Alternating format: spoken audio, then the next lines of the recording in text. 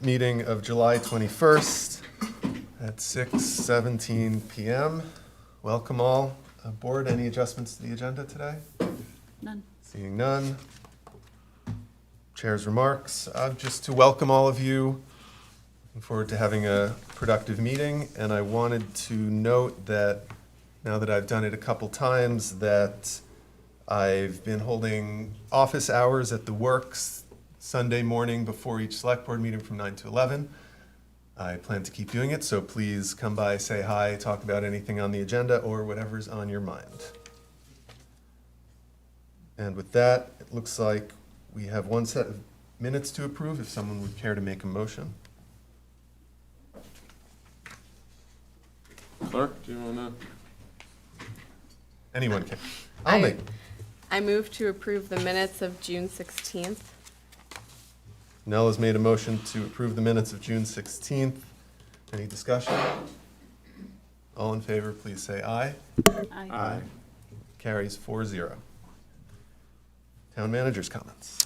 A couple of staffing updates tonight. So after a comprehensive search process, ably led by HR Director Sally Cruz-Nix, we are welcoming Sarah Rose Bissell as our new Finance Director starting later this month. Sarah Rose brings an extensive background in sustainable financial management practices and organizational operations from the nonprofit and for-profit business worlds. I'll be looking to her to continue the really great work that Bonnie Batchelder has done for us in the finance department over the past year, as well as continuing to innovate on how we are communicating all the numbers and finding efficiencies in service delivery. Also, Lindsay Belleville has settled into her role as interim library director, and I'm very pleased with and grateful for how she is doing that. I have an update on the library renovation project. The contractors are moving to the front of the building next week, which means that the rear will still be closed. You won't be able to access the library through the rear of the building yet. So the access will be in the front of the building, but it will be safely through the construction that's going on there. So I just want people to know that the library is still going to be open. They'll just have to navigate through that construction. There will also be some parking changes for where people park to use the library. That info will be going out in a press release and on social media later this week, so look for that. The Brattleboro Recreation and Parks Department is excited to announce that the new pump track at Living Memorial Park is now open. I hope the riders get up there to enjoy it. The pump track is located on the lower level of the park behind the playground and the basketball court. The pump track is open from dawn to dusk. Helmets are required, and it is not supervised, so please ride safely and be respectful of others. A special thanks for pump track support goes out to the Vermont Community Foundation Withington Fund and Belco Excavating.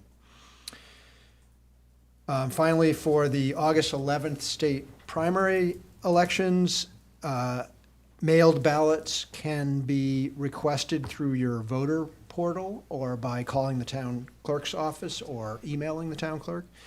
You may also stop by and pick up an absentee ballot for yourself only. In-person voting can be done during normal business hours in the town clerk's office, so long as there are 2 election officials that were able to be scheduled in the office at that time. That's it. Thanks, John. You're welcome. Board comments. Board members with comments. I'll start on the right. Amanda? Well, I just want to welcome everyone here and online and congratulate a lot of baseball success for the town of Brattleboro, starting with the Brattleboro 12U Little League, winning the district tournament and advancing to states, defeating Rutland, and they'll be in St. Albans, I believe, starting on the 25th. Also, the 10U All-Stars won D2 title, going to states defeating Bennington, and the state tournaments in Burlington. And also the U11s won their D2 state title and are currently playing in South Burlington. And very exciting, the Brat Post 5 Kofax baseball team won the 13U State Babe Ruth Tournament at Tenny Field, the newly renovated Tenny Field, beating Arlington, and they will be in the regional tournament in Westfield, Mass, starting against Westfield. So that's great. We were in the 4th of July parade, and saw all those Little Leaguers, and I said, you guys need to win. And I said, you can ride on a fire truck if you win. And they were like, well, all right, we're going to do it. And look, here we are, success. Excellent. That's quite a record. Left side of the table, Peter? Thanks, Coach. You got it. Nell? Nothing. Okay, we're going to move on to public comment. This is the section of the meeting where members of the public can make a comment about something that is not on the agenda otherwise. And if you're in the room, please raise your hand and I'll call on you. And then once called on, come up to the mic, say your name, and please address any questions or comments to me as chair. And if you're online, just use the raise hand thing and Seth will see you and wave at me and we'll call on you there. So anyone in the room who'd like to make a comment? Yes, sir. In the black shirt, yes. Hi, my name is Bob Beatty. I'm working with a group that's planning a parade down Main Street and utilizing the Common on October 10th. We're calling it the Awake Extravaganza, or what it means to be woke. It'll involve a lot of music, theatrical things, and a whole lot of different groups, union groups, anti-war groups, any entity like the town of Brattleboro that has a DEI poster hanging up on a wall. In fact, I would invite the town of Brattleboro to participate in some capacity in this parade. In any event, we've filled out an application form for this parade. I've made an initial inquiry with the police department, checked with Parks and Rec about the Commons, and I just wanted to give you guys a heads up about it. This is October 10th. It's Indigenous People Weekend. It's on a Saturday. Any questions? Or No, thank you. I think Okay. that's great. It sounds like you're doing all the right things in terms of permitting and reaching out. So I'm glad you made this announcement publicly. And anyone interested should contact you. Is that the right? Sure. Okay, You can contact me, Bob Beatty, great. 802-258-7750. Excellent. Thank you. All right, bye. Anyone else who'd like to speak? Randy? Hi, Randy Blodgett, Brattleboro. I just want to make sure the select board, the legislatures, the governor, everybody's aware about our current state of our revised charter. I will be voting no if it stands the way it is now with a 60% threshold for Australian ballot. It's a two-step process. The first step is open town meeting. A simple majority wins there. There's no reason to not be fair to the other part of the election and say they have less rights than the first part. It's inequitable. It's not fair. I don't think it's legal in the long run. I think the ACLU, the ADA, and some other people we've talked to have very big problems with this being a precedent set in Vermont. And we're going to have our own informational meetings. We're going to talk about this. I would like the select board members all to please reach out and comment to the public on this. It is a complete change of our governance. And we tried to compromise to have both things. We were initially just Australian ballot, and we gave up on where Australian ballot ends after the second go-around if it would be voted down twice, and said we're willing to give that up just to get a simple majority, and we didn't get that. So, we will be reaching out to the 500 and some people that signed the initial petition, plus everybody else that we know voted, no for this. The analytics don't tell the whole story on the vote in March. If you talk to any statistician, what's been said isn't correct. If you look at the totality of the voters. And just name an election where 60% has actually been achieved in this town. Go back to 2012. It's on the town website. It will never happen. So it is completely unfair and inequitable. So I hope somebody in their right mind will bring the town together, We don't need more, warring factions here that are completely against stuff. We need to bring the town together. We have enough other problems. The hospital, infrastructure, lack of high-quality jobs that people can live on and not go check to check or worse. Look at our food banks. Let's do something good for Brattleboro. Let's give everybody equal rights. Thank you. Thanks, Randy. Sue?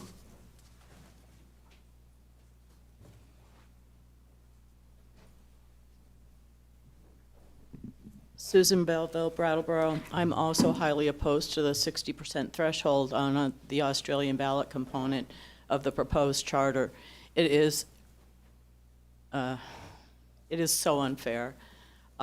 If the open town meeting people can pass a budget at a simple majority and then pass it on to Australian ballot, the people who come out to vote Australian ballot should have the same rights.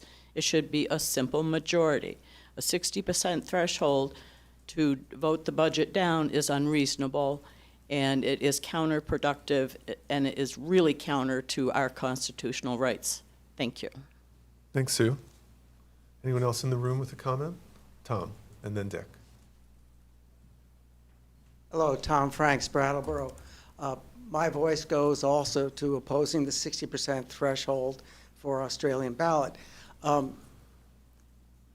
The hybrid meeting is what, some people thought we wanted after the vote.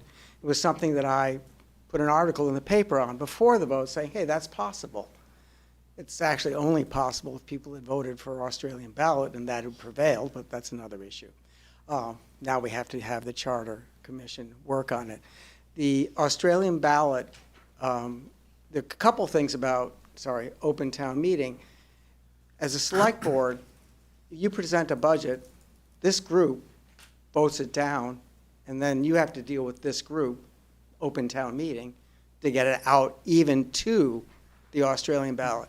It seems to me if Australian ballot doesn't get a chance to vote on a budget the select board's passed, our rights there have not really been met. And as a select board member, I would not want to have to try to get through two bodies voting on the same thing. I proposed to the Charter Revision Commission before we started the one person, one vote initiative. And I'll just remind you, it's one person, one vote, not one person, 5/6 of a vote. Because that's effectively, at the simplest math level, what that 60% majority requires. If you look at the numbers, 400, okay, I'm doing my thing on numbers. I'll stop because if not all of you, everyone else out in the audience will glaze over. It is not fair. It really disenfranchises the voters. It reduces the value of each person's vote by some numerically quantifiable amount, but the assumptions are challenging. I found 18 towns in Vermont that have a hybrid system where the budget is voted on by Australian ballot. A hybrid is a word that the Charter Revision Commission has decided they don't want to use because they like making stuff up, I suspect. But it's basically a hybrid. In all of those, there is no situation where a vote on the budget happens twice. In most cases, the budget's voted on town meeting day by Australian ballot. In a few cases, there's a whole bunch of different things that are voted on by open town meeting. I found 5 cases where a hot button issue in this town, the human services budget, is voted on at the floor vote and then just passes as part of the budget into the open town meeting.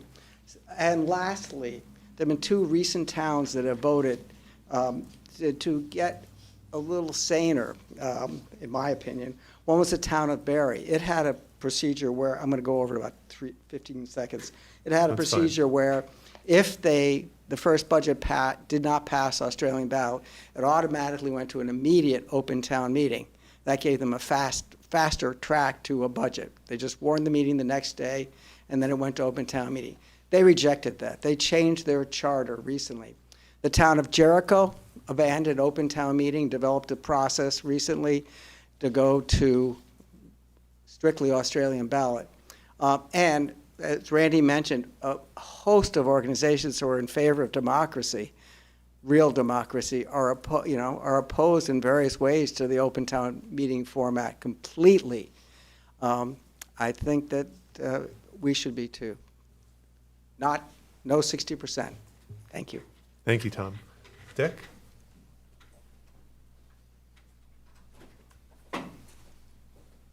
Thank you, Dick DeGray, Brattleboro. Couple things. John, if you could give me an update on where the state stands. Can you ask me directly, Dick? Oh, I excuse me. apologize. Well, John will give me the answer then. Where we stand with negotiating with the railroad for that little parcel of property. The shelter is going to be open probably around 2 months from today. And I don't see us having a sidewalk in. I would like to think that we are. So if I could get an update on that. About 2 meetings ago, I asked for an update with Downtown Alliance on $160,000 revolving loan money that we gave them. I have not seen that on the agenda. I see that they're in consent agenda here this evening. I don't want to talk about that because we can't.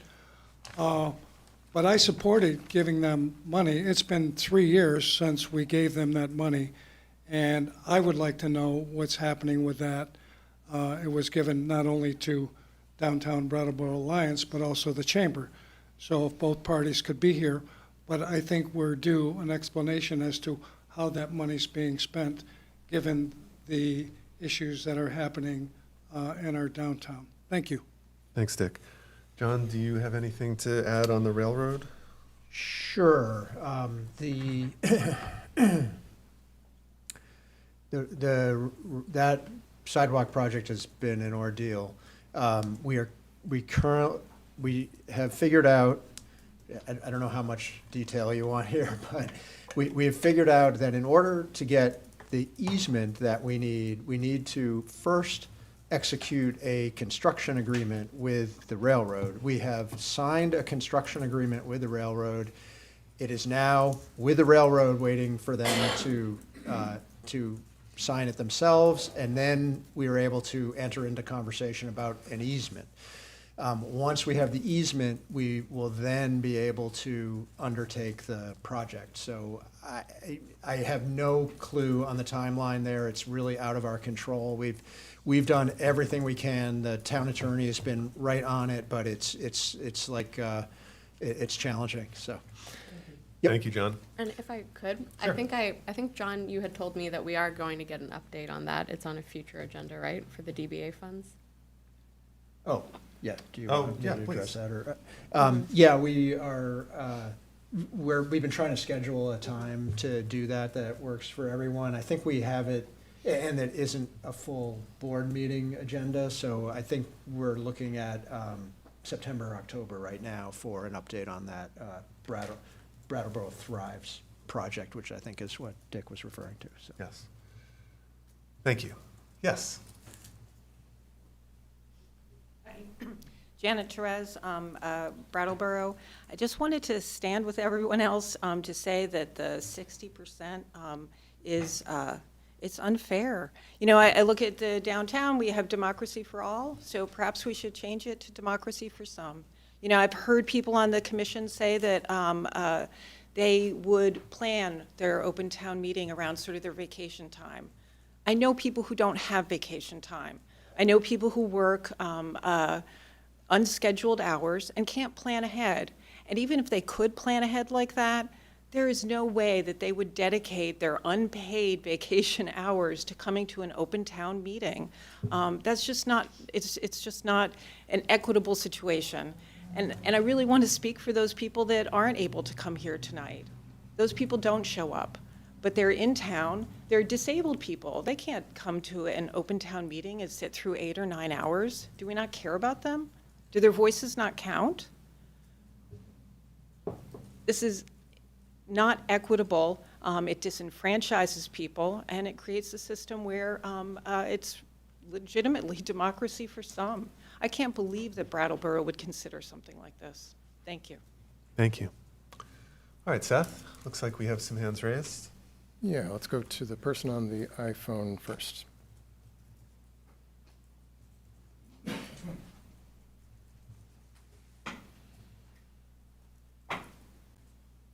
Can you hear me? Pretty extreme echo. Yeah. Gonna try to lower the volume. Lowering the volume on my phone. I don't know. I don't know. I've lowered the volume to max. 0. Can't be good. Yeah, I'm sorry. I don't think this is. I don't know. I'm trying. I don't think it's my phone. I got my phone on me.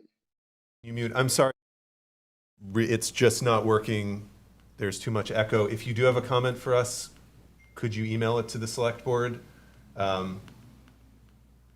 Our addresses should be on the website. Maybe we can do it that way. My apologies. The technology is breaking down here. Okay. We'll go to Timothy next. Mm-hmm.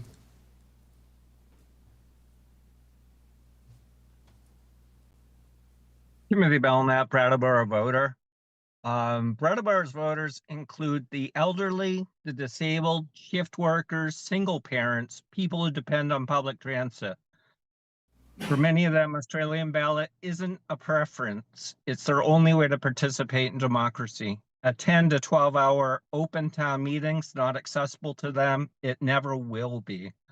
So when the Charter Revision Commission proposes a 60% supermajority to reject a budget, they're not raising a threshold, they're erasing votes. This is disenfranchisement, plain and simple. We're living in a moment when powerful forces in Washington are working to strip voters of their rights. Why on earth would we replicate that here in Brattleboro? A commission that would diminish the votes of our most vulnerable residents is not representing this town. It's not representing its values, and it should not continue its work. It's my view after watching these guys for 2 years that I would urge the select board to disband the Charter Revision Commission and start over, this time including all voters, even the vulnerable. Thank you.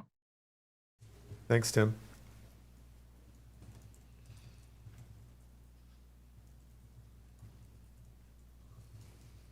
Okay.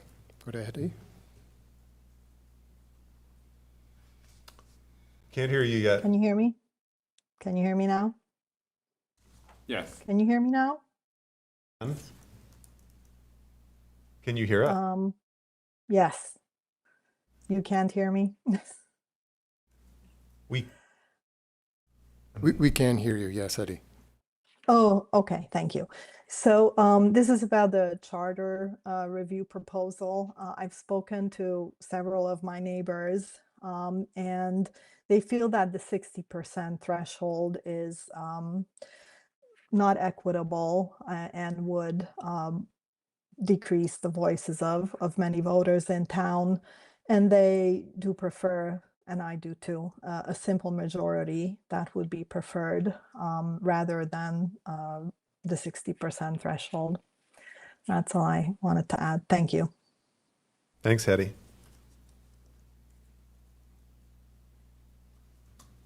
Okay, we'll go to Neil.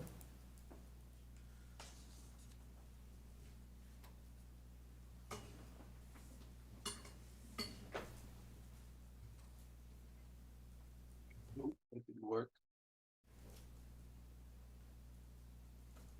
Am I there yet? There. Sounds like I am. You are.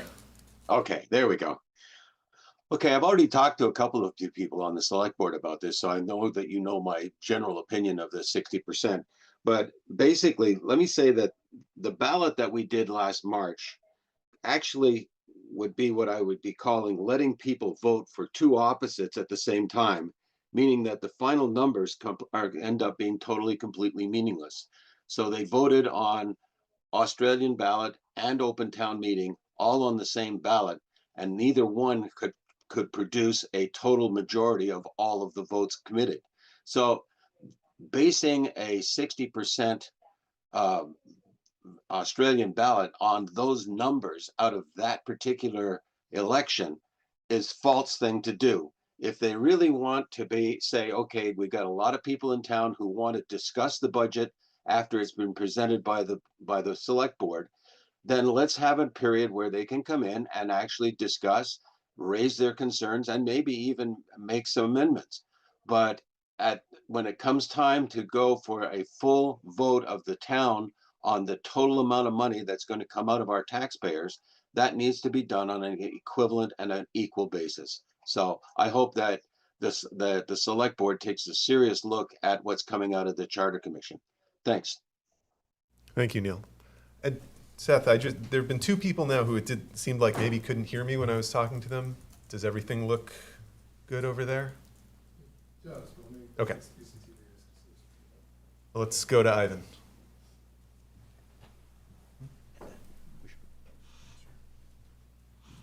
Ivan Hennessy. I'm also against the 60% threshold, but for a very different reason. There's no need to take a sledgehammer to our town government and destroy a perfectly reasonable system, which is open town meeting. There's been some amusing commentary on the previous vote. I think that the easy way to resolve that is to just have an Australian ballot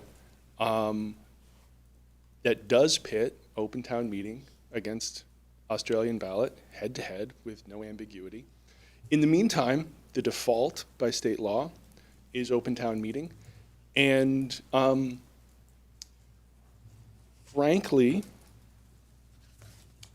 to hear people talk of equity who have argued against making open town meeting more accessible is difficult. It does not seem honest. Thanks, Ivan. Okay, we're going to move ahead on the agenda now to the consent agenda. John, will you tee us up? I certainly will, Oscar. So we have 8 items on the consent agenda tonight. If you approve this agenda, you'll be approving a $47,362 purchase of a replacement for fire department car number 4 as planned in the FY27 capital plan. You'll be authorizing the purchase of replacement vehicles number 1, number 7, and number 13 for the police department, not to exceed $260,000 as planned in the FY27 capital plan. Those vehicles are all, 2 of them are 7 years old, 1 is 6 years old, and they're all out of warranty now at this point. You'll be adopting a resolution and designating staff in support of a Vermont Community Development Program scattered site grant in the amount of $540,000 that would allow the Wyndham and Windsor Housing Trust to continue to deliver a home repair program, counseling, advocacy, and first-time homebuyer services. You'll be authorizing the purchase of 11 sets of fire department fire decks PFAS-free turnout gear from Reynolds, the cost of $46,662 as planned in the FY27 capital plan. You'll be ratifying the town's application for a SAMHSA Streets grant to support comprehensive street-based engagement, treatment, and recovery support services for people experiencing homelessness, substance use disorder, mental illness, and serious emotional disturbance, with awards of up to $3 million annually. You'll be authorizing the purchase from Fournier Industries of 4 replacement rotary press channels for the wastewater treatment plant at a total cost of $189,756 as planned in the FY27 Utilities Capital Replacement Plan.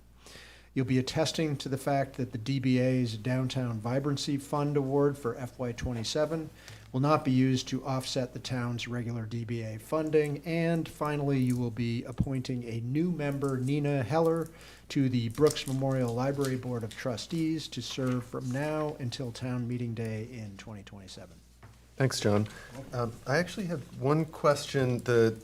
Maybe I'm just misreading something here, but the cost for the turnout gear is $46,000 and change.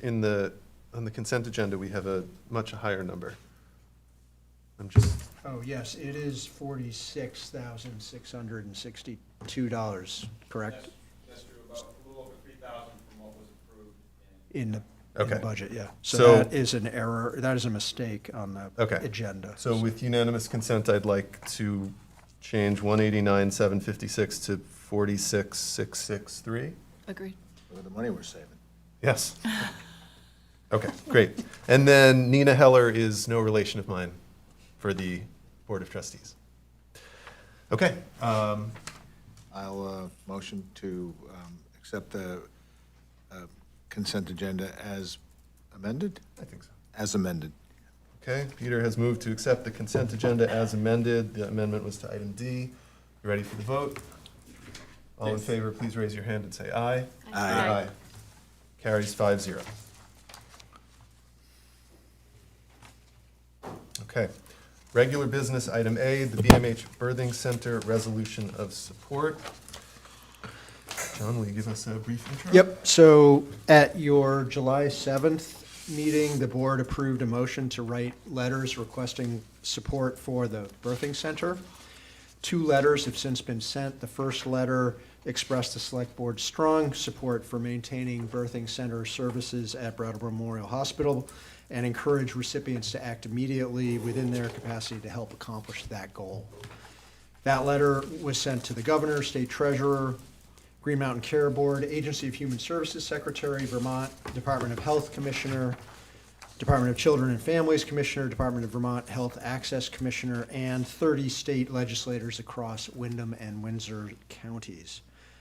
Second letter was mailed to the select boards in 48 towns across Windham, Windsor, and Cheshire counties. That letter requested that the select boards, those select boards consider passing a resolution in support of the Brattleboro Memorial Hospital's birthing center. So far, we've heard back from 3 towns that are processing this resolution, and I know of a couple of other I understand are also considering it. I'll continue to keep the board updated on progress there. Attached in your backup materials is a resolution for the Brattleboro Select Board to consider adopting at your meeting today. Thank you, John. Let me just. I can summarize that if you want, or if you just want to make that. I think we will have, whoever would like to make the motion, read the resolution. Okay. I'm happy to do that unless there is someone who'd like to do that. I'm happy to do it. Okay, please. You want me to read the resolution or Yeah. move to accept the resolution as submitted and then read it? Let's do this the second. Motion first and then read the resolution. Okay, I move that the Brattleboro Select Board approves a resolution on behalf of the Brattleboro Memorial Hospital Birthing Center. Great, thank you.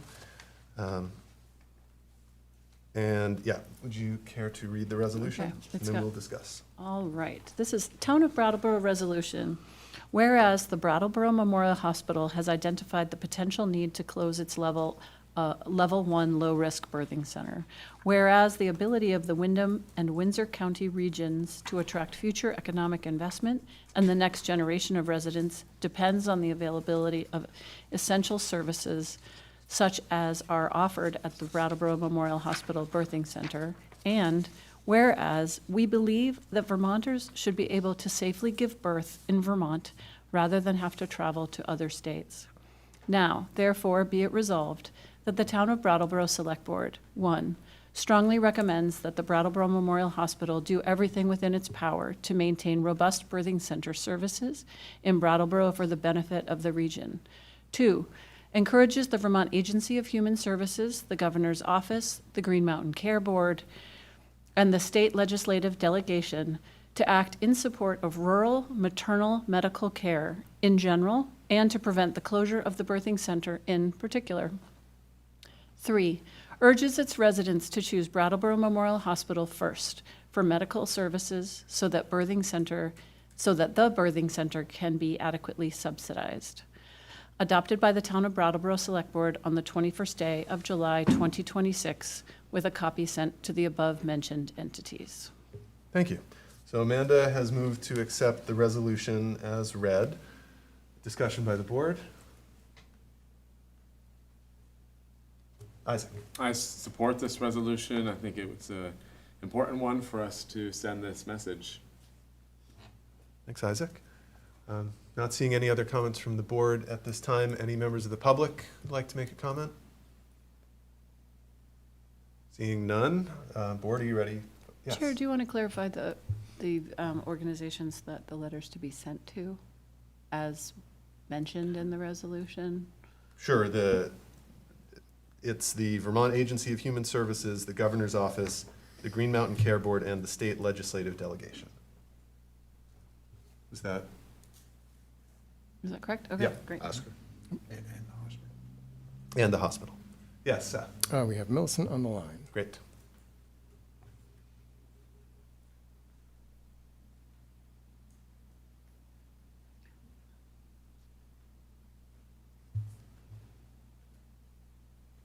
You there? Hello, I don't know if you can hear me. Can you hear me? Because I can't, We can, I'm, a little- you know, can you hear me? yes. Huh, but I can't, all right, well, I can't see myself speaking, so, all right. I'll just go ahead. Millicent Cooley, District 9. I read the proposal. It's a really painful situation, and I am, it's one that I want to respond to as well. However, the proposal doesn't address a whole bunch of questions that I think need to be better explained, like how much will be needed from the town after this year? Is it going to need another million every year for the next 5 years? When does BMH need a certain amount of money and, before it closes? That's like a timing situation. What other solutions have been considered? I've heard of things, but I don't know what's viable. How many are actually going to be affected negatively by the distance that they have to travel to a birthing center? I just think it needs more information to be able to just say it, and otherwise it's an emotional issue. Okay. Seth, can she hear you by any chance? Millicent, can you hear me? I can, yeah. That's Well, encouraging. All right, there you go. You just earned an upgrade. Millicent, Yeah, I also have a question. Can I ask a question added to this? You asked Millicent to wait for a second. Millicent, could you just wait for 1 second? Sure. Well, it seems like our microphones are not getting to BCTV at the table. Could you let Millicent know that we're having technical difficulties and ask her to state her question, but we may need to sort this out before we can answer. Millicent, we're having some technical difficulties on our end. It appears the select board's microphones aren't working. So they can't hear my question. Can hear you in the room. It just seems Oh. like able to transmit to you. I can hear Oscar talking. You can. I just can't. Yeah, I can hear Oscar. Okay. You can hear me, Millicent? Yeah. But the only thing that's missing on my end is I can't see that I'm talking. So I didn't know if you could see me or hear me. But it's working. You don't need to see me. You know what I look like. Just about the resolution, we're going to have the next agenda item is about the idea of raising funding or anything like that. So if it's okay, holds Yeah. until. Yeah, sure. I thought it was the same, munched together. Sorry. All right. Looks like one other comment online, Yes, we and have then we'll Bob come back to Ozer. the board.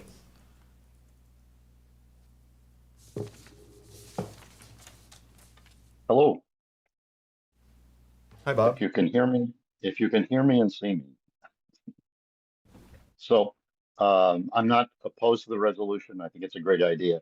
I sometimes in this world of sending emails and everything, I'll send an email and then I'll walk downtown and somebody will say, "Oh yeah, by the way, that email you sent the other day, here's the answer." So this is in that scope. I called the governor's office today, and it wasn't just to deliver a message, but the party that I spoke to, and I don't know who it was very engaging on the issue regarding the hospital. And the takeaway was that there are still some ongoing communications. I had kind of centered on what the plan was when the governor initially had sent some money. And so and they're going, I guess, through AHS.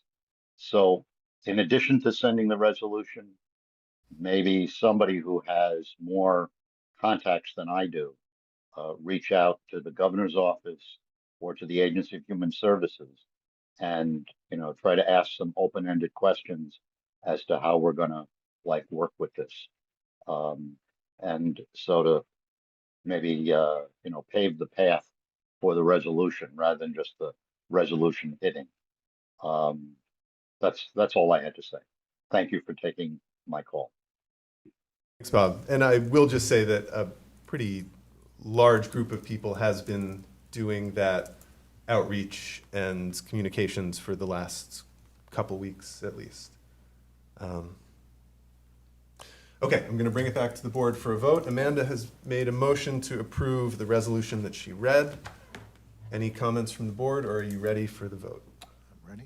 People look ready. Okay, all in favor of Amanda's motion, please raise your hand and say aye.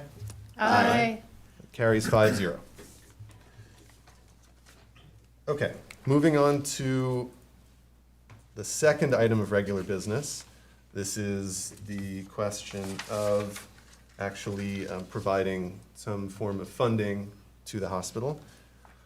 John, I'll turn it over to you. Okay, so since your last board meeting, I've been asked whether there are options for the town to offer financial support as part of a stack of funding to provide additional time for developing a sustainable approach to maintaining birthing center services over the long term. The town attorney has advised that under Vermont statutes annotated Title 24, Section 2601, a town may provide aid to hospitals at any legal meeting of the town. Officials at Brattleboro Memorial Hospital have indicated they're seeking funding relief from the state as well as through private philanthropy. They've stated that current budget projections for the next fiscal year show an inability to recover costs at the birthing center on as much as 4.8 to 5.2 million of expenses, but the cost recovery may not have to be 100% for obstetric services. To generate, so in other words, the select board could call a town meeting to consider that question of some additional financial support to the hospital. You have that authority to do that. To generate like $1 million in aid for the hospital, it would require a levy of 8 cents per $100 of assessed value, which works out to a total of $37.25 per quarter for the median home value. If you wish to ask voters whether they wanted to help financially support the birthing center, the select board could warn a special town meeting at a July 28th select board meeting. And the earliest that you could do that would probably be September 2nd, 2026. The cost of doing that sort of a meeting would be likely between $1,000 and $2,000 and could be absorbed in the FY27 budget. The other option that you have to potentially financially support the hospital in some way is that you have $795,000 in unobligated reserves that could be granted by the select board for support of the hospital. It could be a grant, essentially. Yeah, and so there's a lot of questions and information that could, if you did decide to do a town meeting to discuss this, that we could also schedule an information meeting if you would like, or address issues and questions at the town meeting. So. Thanks, John. And the thing I want to say structurally for this meeting is that if the board does want to pursue the town meeting track, what we would do today is make a motion to ask town staff to prepare a draft warning, which we would then come back and consider. But let's first hear from the board. Let's start with Peter. Yeah. Just so we're aware, this all sort of stems from a conversation that John and I had about what more could we do, if anything at all. So I've just sort of prepared, let's just call it an impact statement that I'll read for you. And I just want everybody to understand that none of what we are discussing tonight is ideal, all right? We recognize that the Brattleboro taxpayers carry a significant tax burden, and that is unfortunate that we have to reach a point where these options must even be considered. This is not a decision the Select Board is making on behalf of community. Rather, we are asking the voters of Brattleboro to decide whether this is an investment they are willing to make through that special town meeting. The choice belongs to the taxpayer, and it's one that deserves an open, transparent, and thoughtful public discussion. For generations, Brattleboro taxpayers have invested in the infrastructure that makes our community a place where families choose to live and businesses choose to grow. We debate the costs every year in our open town meeting. Brattleboro has a say there. Few public investments are more important than ensuring the local health care, something Brattleborians feel strongly about.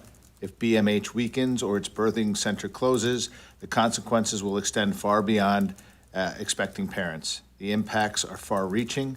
Property values will be touched, economic development, emergency care, physician recruitment, and the community's ability to attract young families all depend on a local strong hospital. My proposal, our proposal, if we choose to accept it, tonight is to assemble a special town meeting to discuss appropriating funds through property tax. This should not be viewed as a bailout, but as an investment in essential public asset. The cost of losing services would be measured not only in dollars, but in longer emergency transport times, fewer healthcare options, and diminished confidence in Brattleboro as a place to raise a family or retire. Just as importantly, a local investment sends a powerful message to Montpelier. It demonstrates that this community recognizes the value of its hospital and its birthing center and is willing to put local resources behind preserving them. We ask the state of Vermont to recognize that commitment and respond in kind. If Brattleboro taxpayers are willing to invest in protecting essential health care, state leaders should equally be committed to ensuring rural hospitals and maternity services remain viable. This is an opportunity for local and state government to stand together and affirm that access to health care is not a luxury, it's a public responsibility. Thank you. Other board members with comments at this time? I was curious because my understanding is that currently the birthing center is in the hospital's budget that they will be presenting to the Green Mountain Care Board in 2 days. They have the birthing center in the budget for the first quarter, which I think carries us until January, essentially. So I'm wondering when we would need to have a special meeting for that to be able to be a part of the consideration, for them to submit an amended budget that would keep it into, that would allow it to be amended for the remainder or another part of the fiscal year. I appreciated your clarification, Oscar, because I think that for a lot of people who have received this, it feels very sudden and it feels like there are unanswered questions. That's the feedback I've been getting. And I think there are probably many more still who just don't know what's happening. That said, I really appreciated your statement, Peter, and I agree with it. But yeah, I'm curious what timeline we would want to work with, and It's through a conversation I had today with both co-CEOs. 6 to 9 months was put out for a reason to figure out if it you know. Can you speak up? Through a conversation I'd had with the co-CEOs today, the 6 to 9 month number was a number to hopefully assess and get support and see if they could raise a sum of $3.8 million to stave this this closure off. So That was the conversation. So to your point, I think they have to go through the Green Mountain Board and submit their budget, but that's not the finality as I understand it. Yeah, it was explained to us that submitting an amendment to a budget is a fairly normal and accepted thing. I guess what I'm wondering is, if we made the motion to have staff prepare a warning and then it comes back, what are we considering as a date for the meeting? Because I think that period of, sure, we can ask town staff to prepare a warning to come back for us to consider. And then if we were to consider that warning, in that interim period, there's a lot of what ifs I think we'd want to answer and maybe see if we could pin down any more specifics from the board at BMH. I think that's a good point. And, well, I'll make some of my comments now because I think they're responsive to that. I certainly have my reservations about doing something like this and asking more of the taxpayers. I have reasons that we can get into later, a lot of which Peter covered, why I think it is worth doing. But there are big questions around what exactly the structure of what we're talking about is. Nobody, I'm just going to guess, nobody is interested in collecting $1 million and writing a check to BMH and saying, I hope this makes things better and that you keep the birthing center. One of the advantages of the slower process that we would have to follow is that it gives us time to have conversations with the hospital and pin down exactly the conversation we're having. My preference for this would be to raise the money and use it as a match for private donations. That has a whole bunch of benefits, including that we don't pay out any of our own money unless there's buy-in from private donors. And I would also like us to reach out to other towns and ask them to also contribute to Brattleboro's side of the match, so that, for example, if Putney contributed some amount, that would increase the total from 1 million to 1.3 million that then could be matched against private donations. But there are certainly questions to ask and to be answered here, and I think that can happen in the interim and also will happen at town meeting if we should have one. The big picture thing I'll say is that sometimes you subsidize something that's unprofitable or that's struggling because you've decided that the costs of losing it are greater than the cost of the subsidy. That's really what it comes down to. And losing the birthing center it works against every single one of our long-term goals. We would lose high-quality jobs. We would decrease or make worse people's health outcomes. We would harm economic development. We'd make this a less attractive place to move to for all the young families that we say we want so much. The downside here is the cost to the taxpayers, but every other factor, to me, cuts against letting this opportunity slip by. So I'm looking forward to hearing from the public, but those are my thoughts right now. Other members of the board, Amanda or Isaac? Yeah. Sure. Well, I'm conflicted on this because on the one hand, I mean, I was born there and I see this as an incredibly important resource for our community, which is why today I called the governor's office and voiced support for his doing everything he can to save the birthing center. On the other hand, we have talked about the importance of having a structurally balanced budget where we are not spending money, one-time sums of money for recurring expenses. And we also said that a priority a few months ago at our retreat was that we would have our overall draft budget not exceeding a 4% estimated increase in property taxes, and it would have no drawdown of reserves. So my question would be, what impact would this actually have in terms of, has there been a discussion with hospital leadership, the legislative delegation, or state officials about the significance of having this investment from the select board? Or is it based on our thinking, oh, this, do we understand that this would actually be a significant investment rather than just kicking the can down the road for the birthing center? And, would this local investment be motivating to the governor and relevant state agencies? Do we have any sense from them about that? So, I mean, I can address some of that if you Sure. I think we can have a little more open discussion now, and then we'll hear from the public. So, yes to what you said up front about this, these goals. To further Oscar's point, does the closure of the birthing center outweigh the cost of raising some taxes? And every model in this community, for this community, shows that it would have a significant impact as to how this community moves forward, which would make future budgeting problems, which would cause more cutbacks, and with very frustrating outcomes.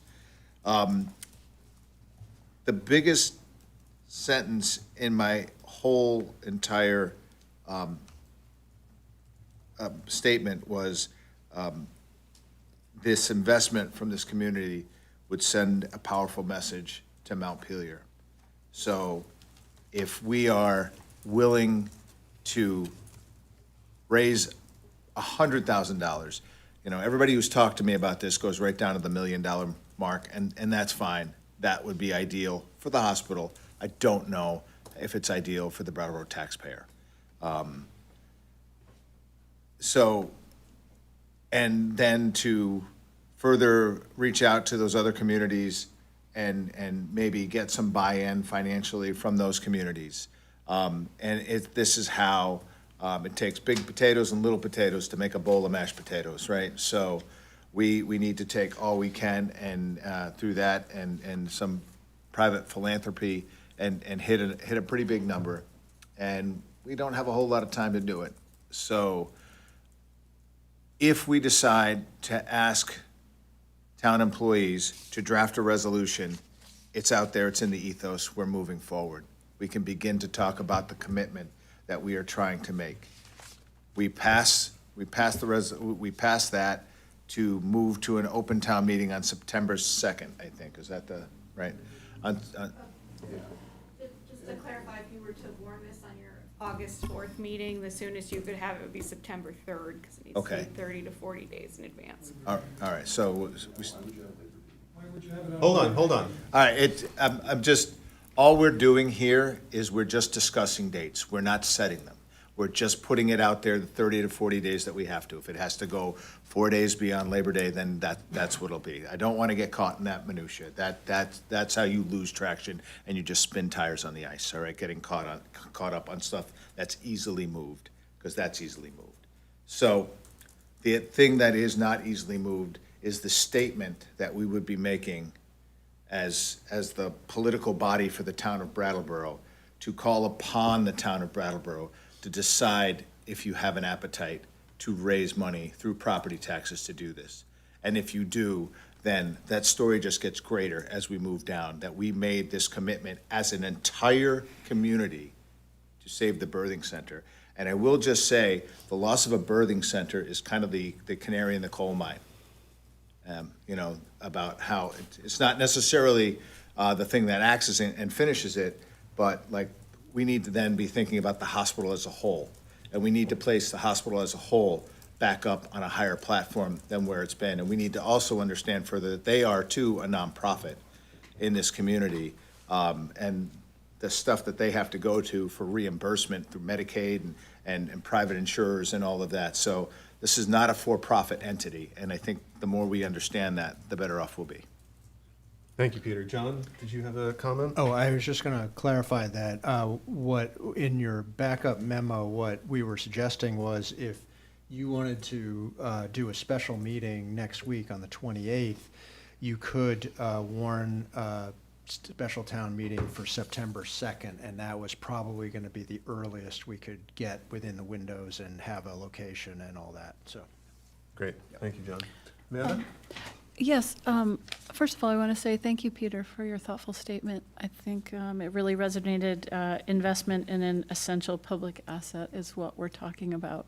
I am in favor of the motion to direct staff to prepare a warning for a town meeting on this issue. I think that's where we're at right now.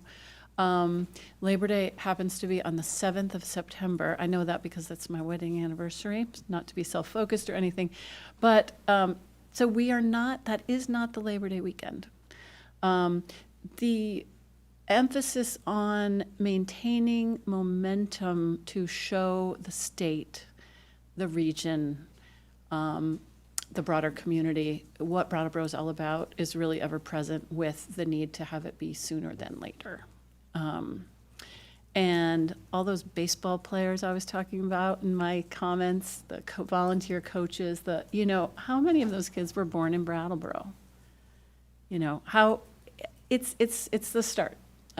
Community connection begins at birth at Brattleboro Memorial Hospital, and I'm invested in this town, as we all are as select board members, and so and as a town as well. So I'd be curious to know what the public also thinks at that open town meeting. Yeah. Thanks, Amanda. I have a couple other questions and comments just to get it all out there so the public can chew on it, and then Nell as well. So I just want to say that I'm interested in exploring the town meeting special levy version. I'm not interested in spending down any of our reserves, to anticipate a question we might get. John, a couple technical questions. Well, really, the main one is, how would this work in relation to the income sensitivity provisions that go along with property tax? Would it function in the same way? Yes, I believe it would, unless Hannah has a different. I'm not sure I understand the question. Sure. So there are some income sensitivity features built into the property tax collection system, and I don't remember exactly what form those take, but I believe it's the form of homestead rebates and things like that, which mean that people who make less money pay proportionally less in income tax. So that's my question. Would those be in effect through this, or is this a completely separate mechanism? I think this might be separate. It depends on, there are some which reduce the grand list value of your property, and so those would be relative. So you would get assessed on the grand list value, so if your grand list value's been reduced, you wouldn't owe any more, but there are some where it is actually a credit that you receive from the state. I don't know how that would work with a special assessment. Okay, maybe we can flag that as a semi-open. We can look into that, yep. Okay, so let's go to Nell, and then I think we'll have a motion if there's one to be made, and then we'll open it up to the public. So I appreciate, Oscar, you bringing up other towns, because that was what had immediately occurred to me when I heard about this, is that the entire discussion surrounding the birthing center has been about how it is not just a need in Brattleboro, it is a need for the region, and an emphasis and a clarity about why, Greenfield and Keene, while they are relatively close, there are significant restrictions that can apply because of them being out of state, because Greenfield does not have an obligation to take Medicaid patients. This is what I've been told, for the record. Or doesn't accept MVP because Cheshire is significantly over capacity with their birthing center as well. And so just because you can register as a patient doesn't guarantee you a spot to give birth. And so if you're giving birth in an emergency room, that doesn't mean that when you get triaged hoping to go to a birthing center, they're gonna have room for you. The out-of-state, loss of connection to pediatrics in-state has also been noted. The long and the short of that being that this is something that's going to affect the region. And I do think that if we were going to try to collect funds through taxes because the state has not appropriately intervened, we should attempt to do that on a larger regional scale. And all we can do is ask. I do understand our own limitations here. But I think that messaging is consistent with the impact of the birthing center, and I think it could be a good companion for that. That said, I think what we're probably going to get questions about and things we need to be very clear on, which is part of why I'm not sure. Like, I would personally want more time than July 28th to come back and, warn a special meeting for September 2nd, unless there is a reason that we're hearing that we really need it that early in September for it to actually be relevant to the conversation about an amendment to the hospital's budget. I would prefer more time to make sure we can hammer this stuff out to be able to answer questions, because people are going to ask, so what happens if we recoup this tax, or sorry, we collect the tax and then we don't get the private match? Like, say we set it as we're going to collect this tax and it's going to be given with a private match. People are going to want to know, what if, is it a buy down of the like FY28 tax rate for them? What's going to happen? I think if we had been able to start the conversation, maybe reach out to other towns to be able to comment on the likelihood or just like the reception of that would be worthwhile. I think this has been something that's been challenging. But I think taxpayers would ask this at open town meeting, and will probably ask this now, what, we can raise this much, will it sway the board? What will sway the board? That has been a challenging question because they're in a hard position,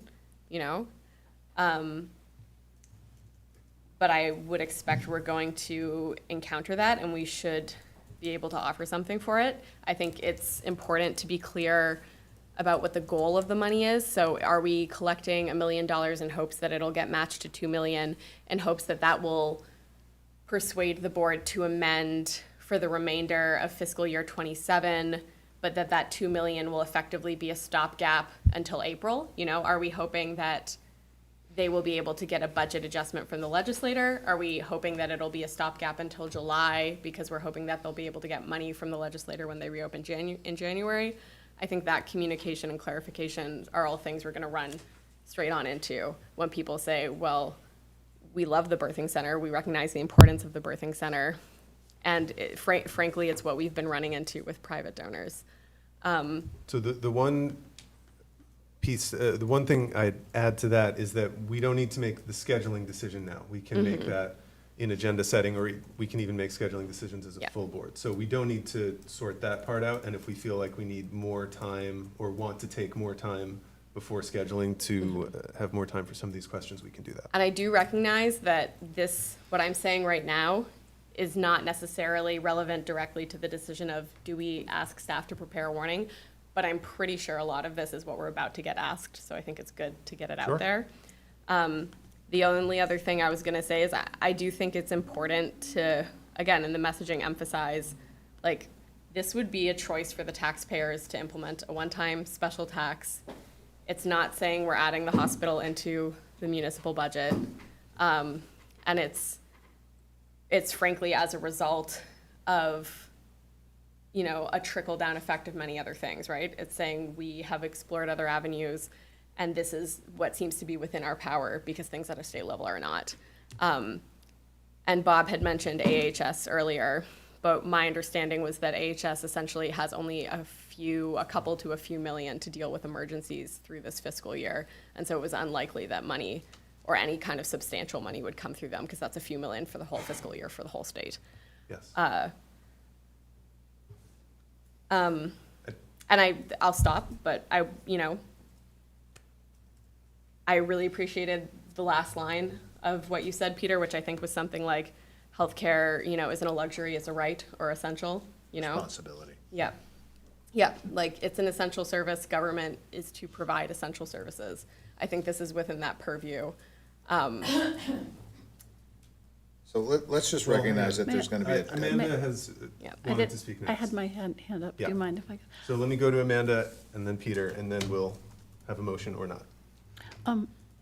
I was going to request that John speak to some of the points that Nell made, if you feel comfortable doing that from the work that you've been doing from a town end, and the next gen group that's been really trying to solve this challenging program and in contact with the board I mean, you've done a lot of legwork on that. So, I mean, just open that up for your comment.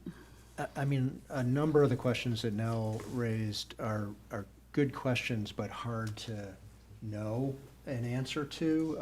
It's still, it's unclear what the impact might be on the hospital, for example. But we do know that something like this would be certainly a strong statement of community support for the birthing center, which I think is a primary message that could be communicated to the Green Mountain Care Board as they're considering the budget for the hospital. Thank you. Peter? Yeah, so, I mean, again, all the things that would get an open town meeting to say yes to this should be the exact same things that get the open town meeting to say no. Plain and simple. We can get as granular as you want on every single line item, but what we have here is an emergent situation. Maybe as we sit, maybe not as they sit, don't know. Again, this is just a statement that I am hoping that my fellow board members will adopt with me to begin to send that message up to the state capitol. Thanks, Peter. Yes, one more comment now. Succinct. None of what I'm saying is because I don't believe that we should be going, to the ends of our means to support the birthing center's continuation. And some of what I'm saying is because I have had the privilege to sit in on meetings and hear some of these conversations, but I know that the people sitting in this room and watching haven't. And so I know that some of these questions are hard to answer, but I also know people are going to ask us them. And my intent is just to show that I recognize the need for further consideration if this is something we're going to ask of townspeople. Thanks, Nell.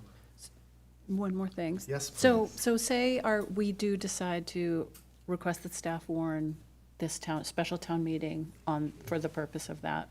And part of that special town meeting, actually, it could be a paper ballot. It doesn't have to be necessarily, someone could request a paper ballot if we wanted votes to be, or, someone from the floor, as Randy did at the last open town meeting. So just throwing that in there. That's true. Thank you. Okay. Would anyone on the board care to make a motion?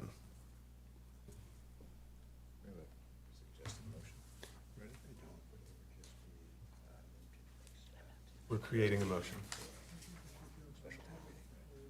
All right, I'll motion that we direct town staff to prepare a warning for an open town meeting. Special town meeting. Great. Peter has made a motion to ask staff to prepare a warning for a special town meeting. Let's hear from the public. And having seen facial expressions, I will remind everyone, please direct your comments to me and please be professional. Randy. Randy Blodgett, Brattleboro. I guess it's more clarification and information because I think we're moving very fast, as several of you have said. First of all, I think you should have it after the 7th, not the 2nd, 3rd, or 4th. People are coming back to school, people are away, it's the end of the summer. I think if you truly want a representative open town meeting, it needs to be the weekend after that, at a minimum. And it gives you a little more time to think about this and check off some things that you're not sure about. The other thing is, the hospital's $14 million in deficit. This is, it's a moving number, high 3s, low 4 million for this. Whatever we give one time is going to be very hard for that hospital to budget. So keep that in mind. And, I know we're looking for a match, we're looking for the state to come up with money, but if you're looking at it to help the hospital, you have to realize they need to be able to count on sums of money that are consistent to be able to budget. And with Medicare, Medicaid federally changing this October, and then again next year, they're decreasing. There's a lot of unanswered questions of how all that gets done. But if it is just a one-time thing, like we heard, I don't know long-term if that solves the problem. And I'm not dismissing that this isn't important. I'm just saying if we're going to do this, let's do it right. And then, you know, we need to talk about, we're gonna be up around a 12% tax rate for FY '27. So just, there needs to be information given to the public as we go through this, so that people can make the right decisions based on their situations. Thanks, Randy. Dick?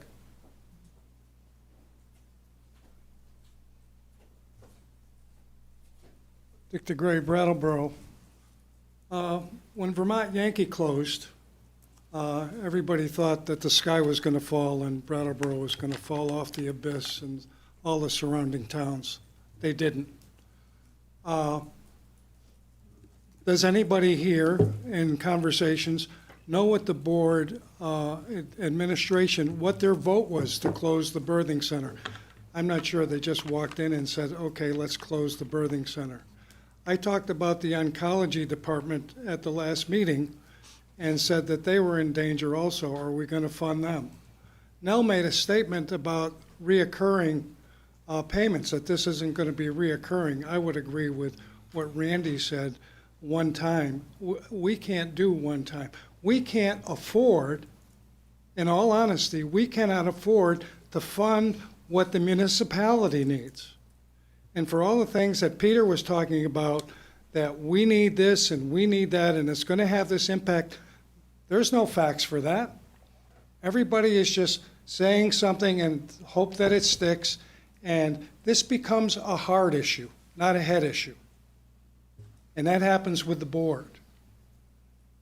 We don't have the ability to come up with more money for the hospital, and I support the hospital. But the reality is, this is a taxpayer issue, and you're running into the building and it's on fire. This happened 2 weeks ago. I would ask you to table this so you can answer questions that have come up here this evening. You have no answers for questions that even Nell was talking about, and yet we want to schedule a meeting. When we go to town meeting, we vetted everything before we get to town meeting. We have answered question after question. You have not answered any questions, and you're sitting here saying, let's schedule that meeting. And this is all on the fly. Don't be afraid to say, let's table this for a month. Let's get the CEOs down here to talk about it. They didn't ask us for money, my understanding. They're talking to the state. They're talking to other nonprofits. They didn't come to the town and ask for money. I would also ask you to schedule a meeting, not send a letter, with the surrounding towns that you sent the letter to. If not anything, Guilford, Dummerston, Putney, Hinsdale, Chesterfield, and also find out the statistics. How many Brattleboro births were there? How many people from Brattleboro were born there? I'd like to know how many people on the baseball team were actually born here. Maybe none of them. Think about it like that. So we need to not run into the building that's on fire. We need to do our homework before we ask people who are struggling. I just got my tax bill, and so did everybody else. And then you're going to ask for another $140 on a $184,000 house. You're going to ask for another $140 from people who are struggling. 84%, I heard this on the way to the meeting tonight, 84% of the people in the low-income bracket are living paycheck to paycheck. People making $55,000 to $110,000 are living paycheck to paycheck.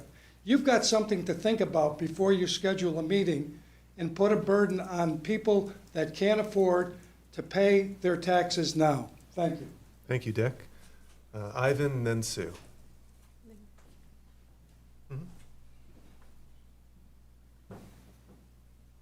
Ivan Hennessy, thank you. This is great. This is action, and it's obviously been thought about a lot in a very short period of time. And you're completely right. This is a vital part of the hospital, and the hospital is a vital part of the town. And to leave it is to give up on the town. And I see that you're not. You're fighting for us. Thank you. Thanks, Ivan. Sue?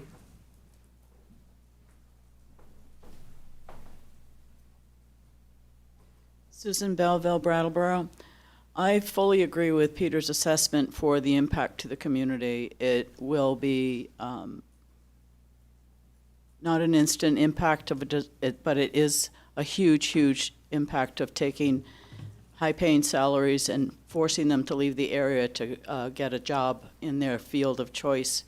And it will result in people leaving the community. It will result in services shifting to other communities that will force people to rethink where they're living because they don't have access to their core essential services, medical services in our community.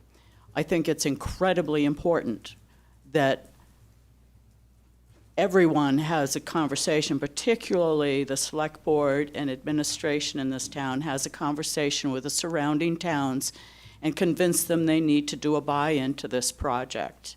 It makes absolutely no sense for Brattleboro to be standing there raising or attempting to raise money to help the hospital when we have absolutely no buy-in from anybody else who uses that facility as much as anyone in Brattleboro does.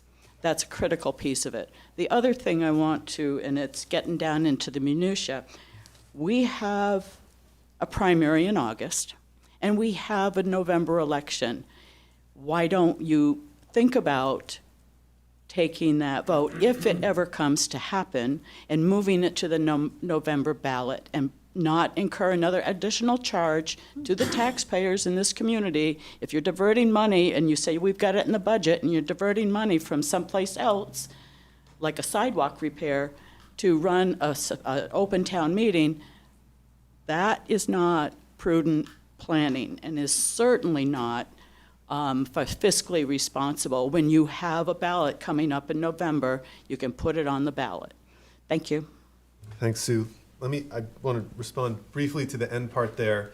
There may be more discussion to be had about this, but the advice we've gotten from the attorneys is that the statutory authority we have to do this under Title 24, 2601 specifically describes bringing it to a town meeting.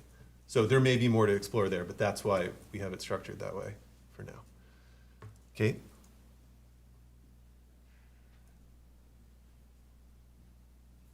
Kate O'Connor, Brattleboro. You all know how I feel because I emailed everybody. I do want to thank you for, wanting to help here and save this. It's a vital resource for our town. But I think, the taxpayers of this community are not an ATM machine. I actually have the tax stats, how much taxes have gone up over the last 8 years, which I'll email you. I won't read them right now, but it's unsustainable and unaffordable.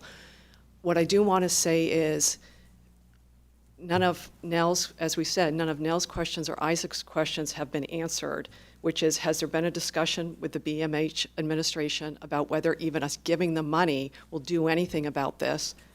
Will the governor care? Will the Green Mountain Board care?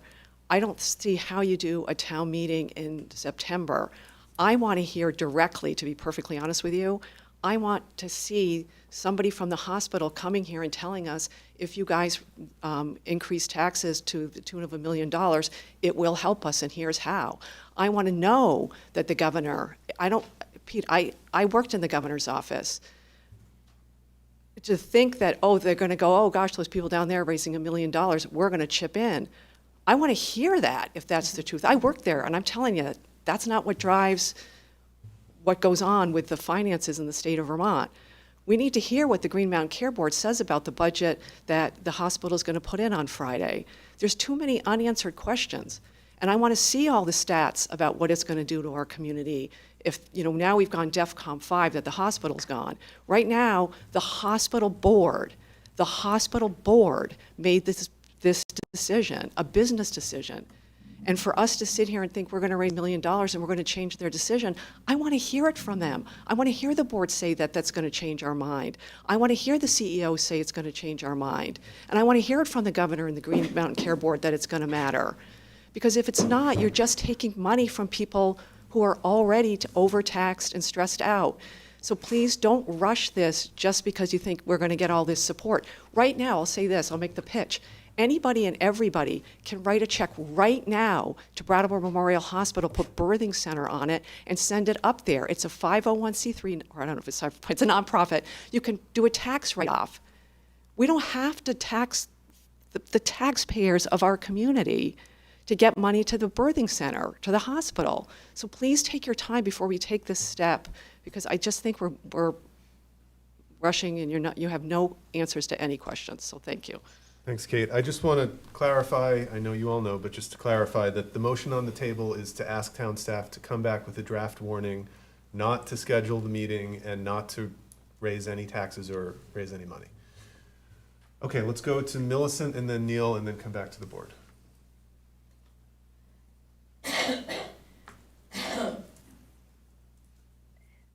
Hi, Millicent Cooley. That was basically my message that I spoke too soon about, was I agree with all the goals and many of the things that the reasons you've said why we should do this, but I think they're really important unanswered questions. So I'm in favor of really like thinking it through. I have a question about the cost of the town meeting. Also in the proposal, it says $1,000 or $2,000 for the cost of an open town meeting. And at the most recent Charter Commission meeting where they talked about adding an election, I asked about the cost of an election, and I was told something like 10 to 20,000. So I want to make, that's another question, when you have another kind of town meeting, or if it's going to be a ballot, it should, the cost of that event, I'd like to know what that is too. Thanks. Thanks, Millicent. John? Well, I mean, holding a meeting is less expensive than printing and mailing ballots. So that's the kind of distinction there, I think. And and then the other factor that is involved in a meeting is whether you want to do an informational meeting beforehand or not. That is an additional cost. So. And we're also, I don't know how big a factor this is, but we're not printing 1,000 copies of the town report and no, et cetera. That would So, not be. but we can look into that in a little more detail, Millicent. Thanks. Neil?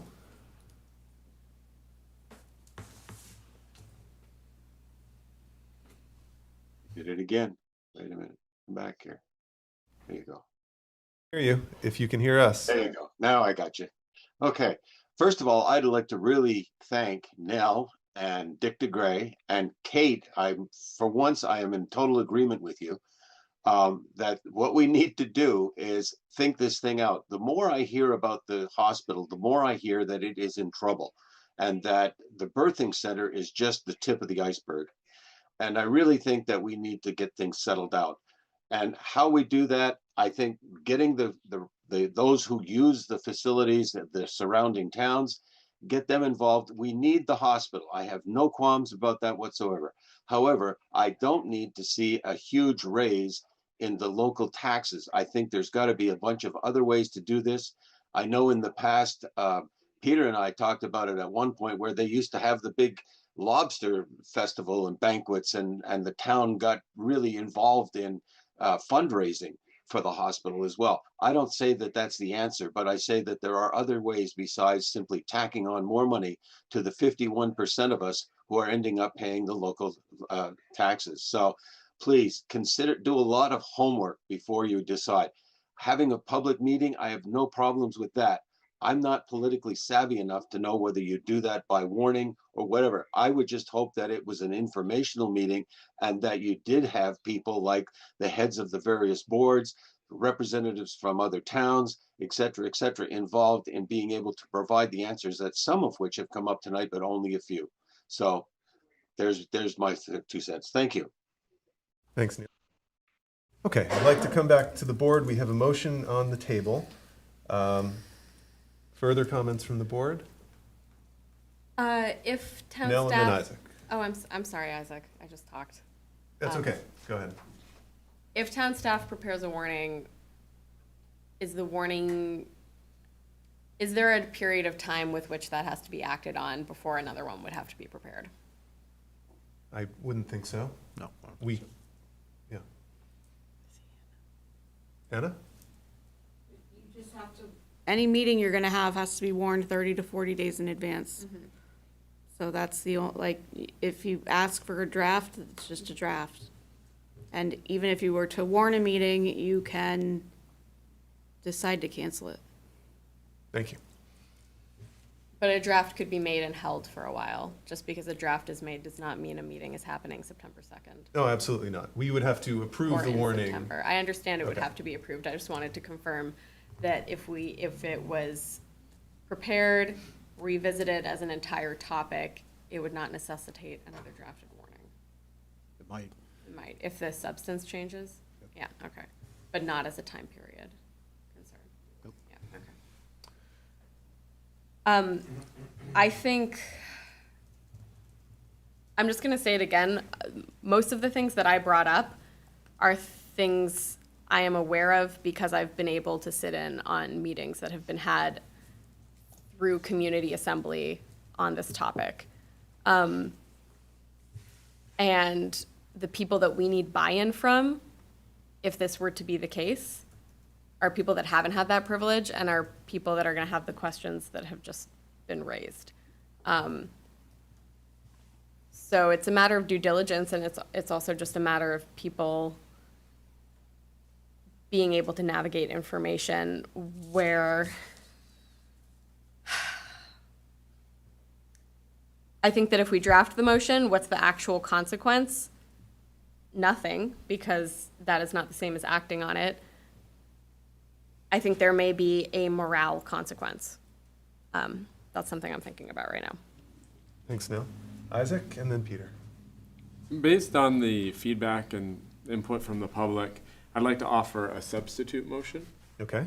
Which is that I move to substitute the following motion for the pending motion, which is that the Select Board invite the CEOs of Brattleboro Memorial Hospital and a representative of Green Mountain Care Board to an upcoming Select Board meeting to discuss the future of the Brattleboro Memorial Hospital Birthing Center and how the town of Brattleboro and surrounding municipalities might support. I'm taking notes. Okay. Isaac has offered a substitute motion, which I don't think we've had on this board yet, but it is proper. It's sort of a full-scale amendment. So that's the motion on the table now. We can discuss it now? Absolutely. Or we have to vote to No, entertain it? it's like an amendment, so we'll discuss it and then we'll vote on whether or not we substitute it. If we reject the substitute amendment, then we'll go back to discussing the original motion. I believe it needs a second to be considered. We use Robert's rules for small boards, so Okay. we don't need a lot of the normal seconds. Great. Comments? My question is going to John about feasibility of Isaac's request, timeframe, et cetera. Is there a potential hybrid option of, say, the board tonight approving the first motion to draft a warning for a possible open town meeting, and in the interim, get invitations to, and see if those members could come to our August 4th meeting, if they're willing. I think that it would show a lot of, it wouldn't show just hot air from the board to, it would show the intent that we possibly are going to approve an open town meeting, and in the interim, there's more information being provided to the public. I echo what Nell said about, there are a lot of communication strategies happening now. Most of them have been more at a state level, and some members of the municipal government, but it's so obvious, especially from what Kate and Dick said, that the information thus far is insufficient, and it's a big thing to vote for. So how can we provide that for the public?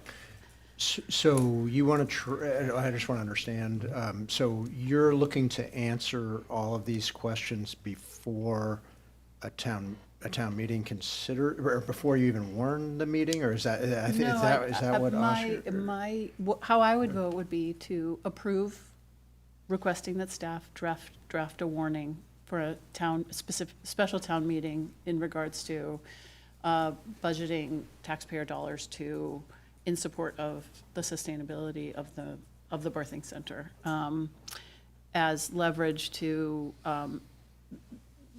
entice more giving from the state, from et cetera. And there's a lot of moving parts to this whole thing. It is very confusing, and it's been very clear tonight for who's spoken up, how very confusing it is. And how can we remedy that? Yeah.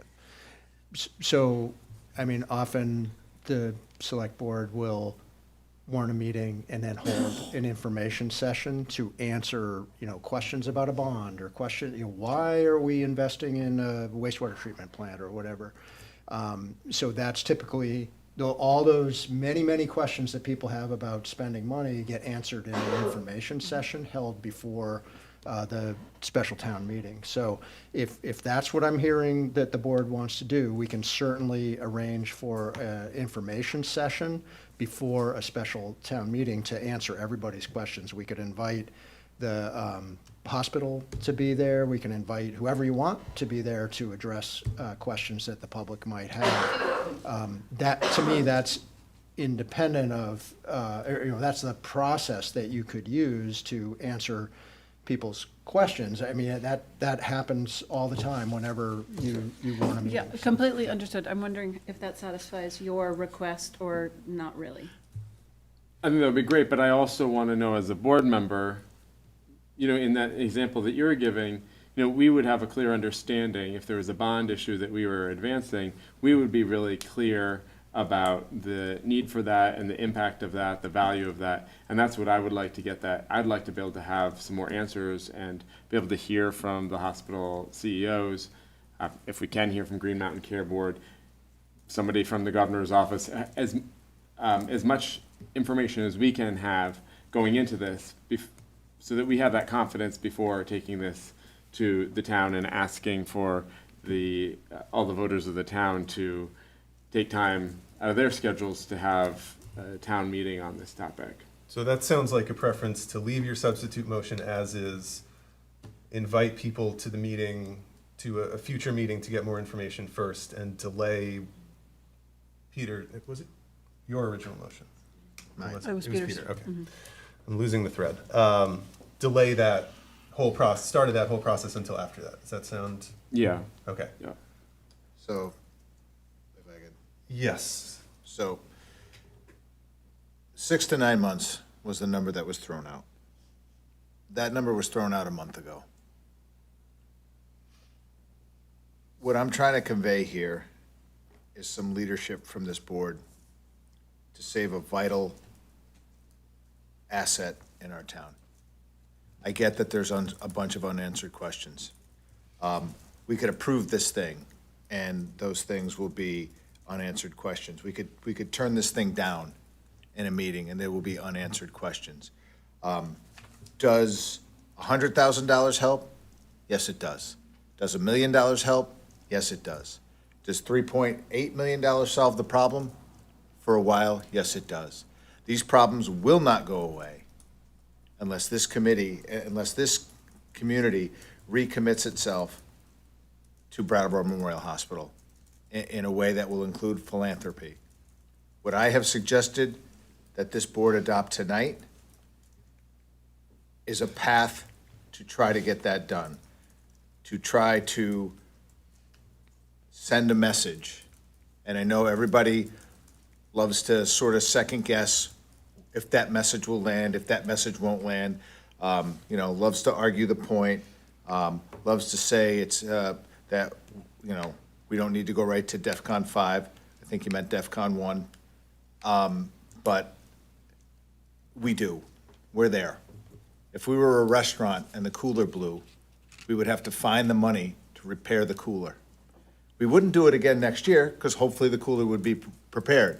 Maybe we would work with the hospital to raise that money moving forward.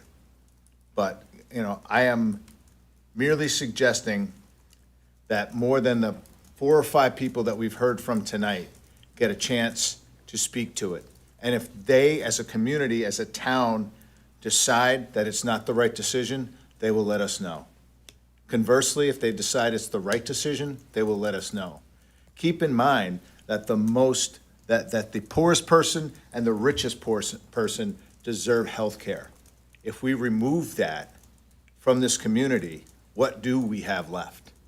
Somebody did a map about what a birthing center removed from this corner of the state is, and it literally almost splits the state in a third, that there is no birthing center in this area. And again, the whole hospital needs to be held up. It's not just the birthing center. The birthing center is the emergency right now. The birthing center is indeed at DEFCON 1. And like I said, 6 to 9 months was told to us a month ago. So to kick the can down the road, to get more questions answered, only to kick the can down the road furthermore, this is what leadership work looks like. I have attended every single meeting since the announcement, at 7:30 in the morning, at 5 o'clock at night. I have not missed a meeting about the situation that we're in. And yes, we are as equally as frustrated as everybody else is in this community. But we need to send a statement. And if that statement ends up with a no in an open town meeting, then it ends up with a no at open town meeting. But at least we have a community that can gather around and recognize and give us time to get those questions answered, hopefully satisfactorily. So I'm not actually going to support your counter motion.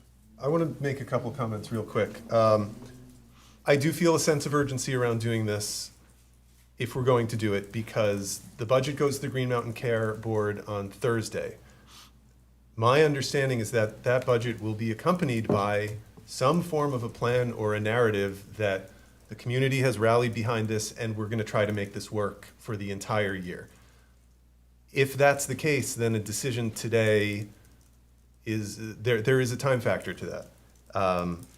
And I want to, this is about an investment and it's about risk. If it was we raise $1 million and the birthing center is saved forever and there's never another financial problem, I would do that in a heartbeat. I think most people would. The reason this is difficult is because we don't know. That might save it for this year.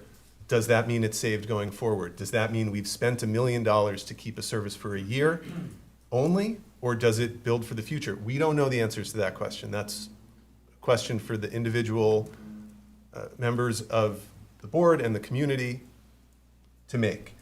I'm going to steal your metaphor of the burning building. I think it's a reasonable one, but we're in the position of looking at a building that is burning, that is valuable to the community, and considering, are we going to spend our resources on saving it for a little while? We don't know if it's savable. We don't know if it'll catch fire again in a year.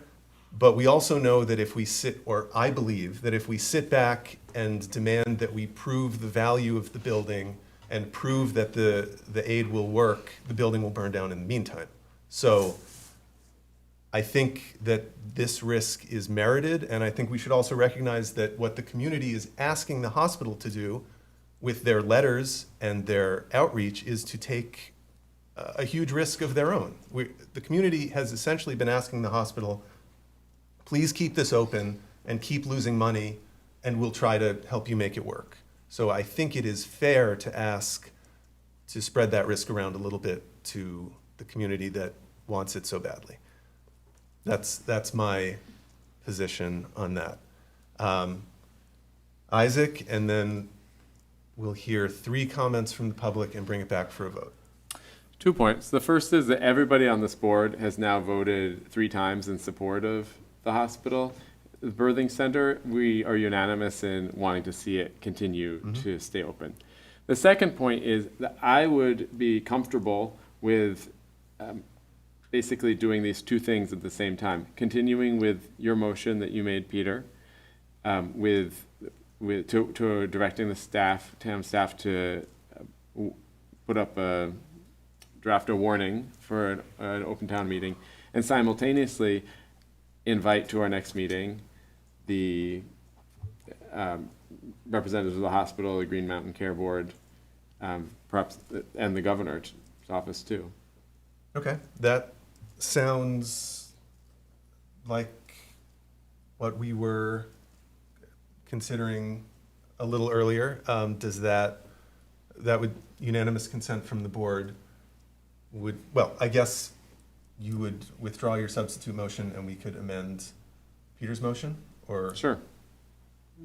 With unanimous consent from the board to withdraw the substitute motion, not seeing any objections. And then to amend Peter's motion along those lines to prepare the draft warning and separately invite the stakeholders to a future board meeting for a conversation? Yeah, I mean, I'm suggesting at the meeting where we're considering the warning, so at their next meeting, to be at that meeting, to be able to actually hear from the stakeholders. Okay, I can imagine scheduling difficulties but. No, if they can't come, they can't come, and we can Sure. see if they can come another meeting, but let's aim for them to come to our next meeting. I was just gonna note that if we were just talking about the potential to have a special meeting on July 28th, could we have a special meeting of the board to consider, the warning can be drafted, but in conjunction with people who may be busier than us, their schedules. And, like there's the co-CEOs, we definitely need board representation from the hospital because that's who's voting on the budget.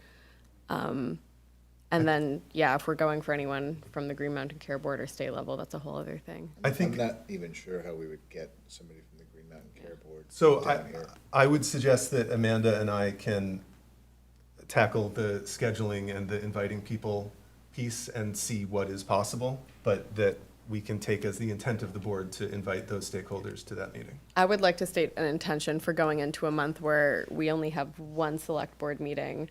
If we're talking about like pressing matters, if there needs to be a special meeting to be able to have the discussion that needs to be had, that we should consider that as part of that whole, when we're talking about a pressing timeline with everything else. If it can't be August 4th, but it could be some other time in August, what could that be? Yes, so that we would be open to a special meeting in August, even though we had plans to just have one meeting.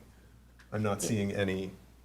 And there are some things that we can answer on the town end that we don't need, like what would happen, what actually would our stipulations be, and what would happen if we don't meet those for people whose money got collected or got voted on collecting. Okay, so. And I think one thing we should also be sensitive to is our town clerk's office. So there's a primary election August 11th, and then there's a general election in November. And thinking about that in the time frame, that's going to be workable from them, and get feedback. But the more information our town clerk knows, the sooner, the easier it will be. Yes. And it's never easy. It's always complicated, but it's considerate. Yes, I agree. And you. He's very correct. We could hold a special meeting in October and still have time to see if we want to appropriate the funds. But it would be good to hear from the stakeholders themselves as to, I would want to know why you didn't come to the town and ask for funds. And are you going to go to Putney? I made a suggestion that you try to hold a meeting with these, even if it's a Zoom meeting. Whatever you need to do to get information. What John was talking about, the informational meeting, is after the meeting's been scheduled, we have informational meetings. That's not what Isaac was asking for. Isaac's saying, let's get the people in here, let's talk to them. Now, I understand what Peter's saying. $100,000, $1 million, $3 million doesn't even fund the birthing center for a year. And we're going to do that. We're going to fund something for a year. Is that the best use of our dollars?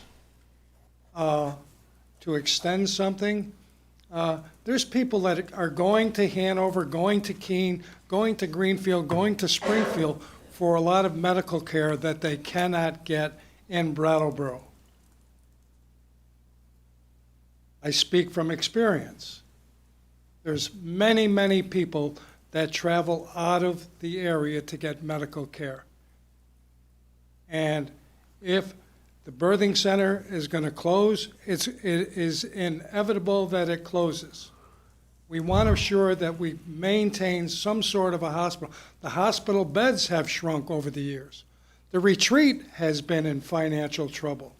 Its services have shrunk over the years. I didn't see the board jumping into that foray.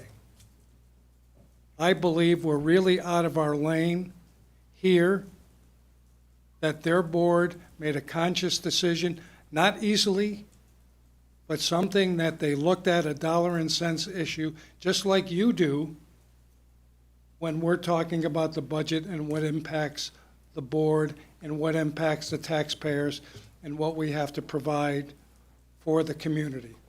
So I really think that we're off the rails here in doing what you're doing. And I appreciate Isaac's motion, and I hope that that happens simultaneously and not the warning first before we talk to the leaders. Thank you. Thanks, Dick. Kate, and then Bill. I'll make this really quick. I want to echo that Isaac's on the right track, and that if you can only get the priority people for you to get in here is BMH, because we can sit around and say we want the hospital to stay open. The only people that can make the decision to keep the hospital and the birthing center or any of those services open is the board of directors at the hospital. So before anybody is voting at a town meeting to provide funding, we need to hear from BMH. So if no one else comes, those are the people that you need to have to tell us that us making a financial contribution out of our tax dollars, that's who we need to hear from. So I just want to thank Isaac, but make it the priority. It's BMH.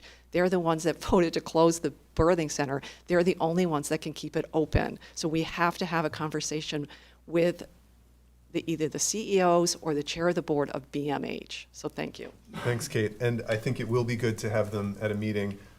I will just say that there have been ongoing, extensive, really diverse conversations going on with all of these people we've named, including the board, including the CEO. They just haven't been happening in select board meetings. But your point's well taken.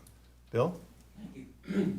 Bill Harvey, Brattleboro, Vermont. I also want to speak in support of Isaac's motion. I really like the additional information that I've heard.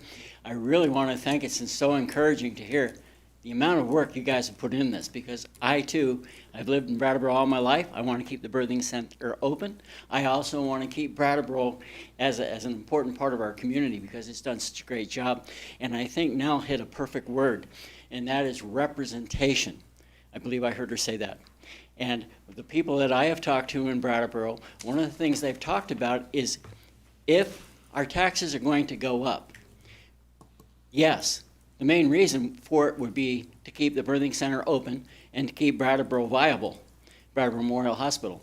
However, I think representation by an elected official on either a short-term or long-term basis is going to go a long ways to people keeping the birthing center open. In other words, somebody, a select board member or somebody, because once you raise taxes, let's face it, that tax is not going to ever be repealed.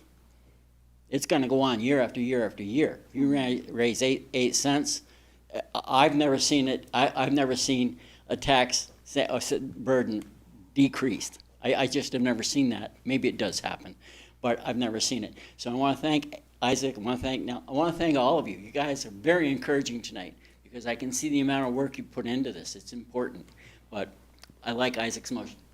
Thanks, Bill. And the only thing I want to add to that is that, at least philosophically, you may be right that taxes never come down. The model we're talking about here would be a one-time special assessment that would not be baked into the budget going forward. You might be right that the conversation of spending the money would come up again in future years, but at least it wouldn't be baked into the municipal budget. It would have to be approved by another special meeting, right? Well, it would just be a one-time action. So I'm just saying, if people said, oh, we want to fund the birth center again, it would have to be approved again, right? Yes, or it would have to be put into the municipal budget and approved the normal way, which, okay, let's come back to the board. We have a motion on the table to direct staff to prepare a draft warning and to invite the stakeholders, particularly BMH and Green Mountain Care Board, if possible, to that meeting. You ready for the vote? I don't know if it goes in the motion, but can we also, that which is like the business of the town, can we try to have answers for that on our end too? Yeah, I don't know that that needs to go in the Doesn't motion. need to be part of Sure. the But I motion. think we'll work to flesh all of this out. Okay. I'm not going to read the motion a third time, but we're going to go to a vote. Board members, all in favor of the motion, please raise your hand and say aye. Aye. That carries 5-0. Okay, I'm going to say we're going to take a 6-minute recess, and then we'll come back for interaction. Thank you guys so much for waiting. We'll be back in 6 minutes.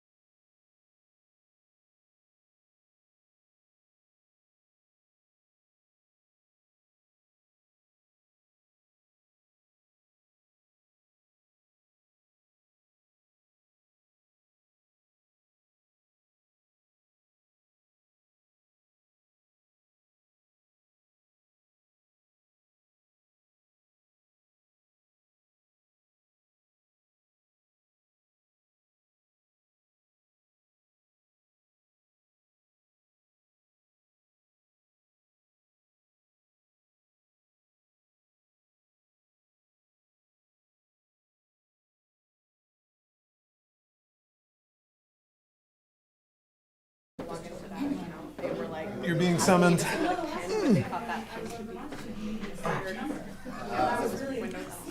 Anyways, I might bother you, but I think. I think so. Oh, I just saw Isaac. It's just here. Yeah. One more minute.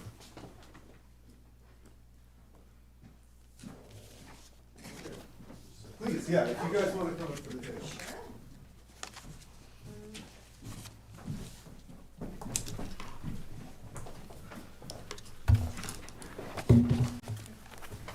Well, welcome Russell and Casey of Interaction. Hello. Thank you for waiting. Sorry, we ran a little behind there. That's okay. Yeah, we were prepared for that. Thanks. John, is there any setup we want to do here? Well, not really, just that we've been having ongoing conversations with Russell and Casey about ways to bring restorative justice and other services that they're incredibly good at to help with the situation downtown, and looking for an update from them on that. Great. Well, welcome. We'll turn it over to you guys. Great, thank you. And I'll start first. So again, I'm Russell Bradbury-Carl. I'm the Executive Director of Interaction. And yeah, as John was saying, it was like a little over 2 years ago that we were brought into conversations around safety issues downtown, and was there a restorative justice response that we could bring to that. And we decided we took some funding, and we asked for a group of consultants from who are in Vermont but not in this community to help do an assessment for that. I think we came here in the spring and talked about that, what we were going to be doing, and so this is coming back with the report, which you should have a copy of. And I'll just put a little bit of like a beginning, and then Casey will talk about the results. But we ended up working with the Creative Discourse Group, and the process of gathering info for the report, mainly, and this is again in the report, so I'm just kind of saying this for everybody who's listening and here.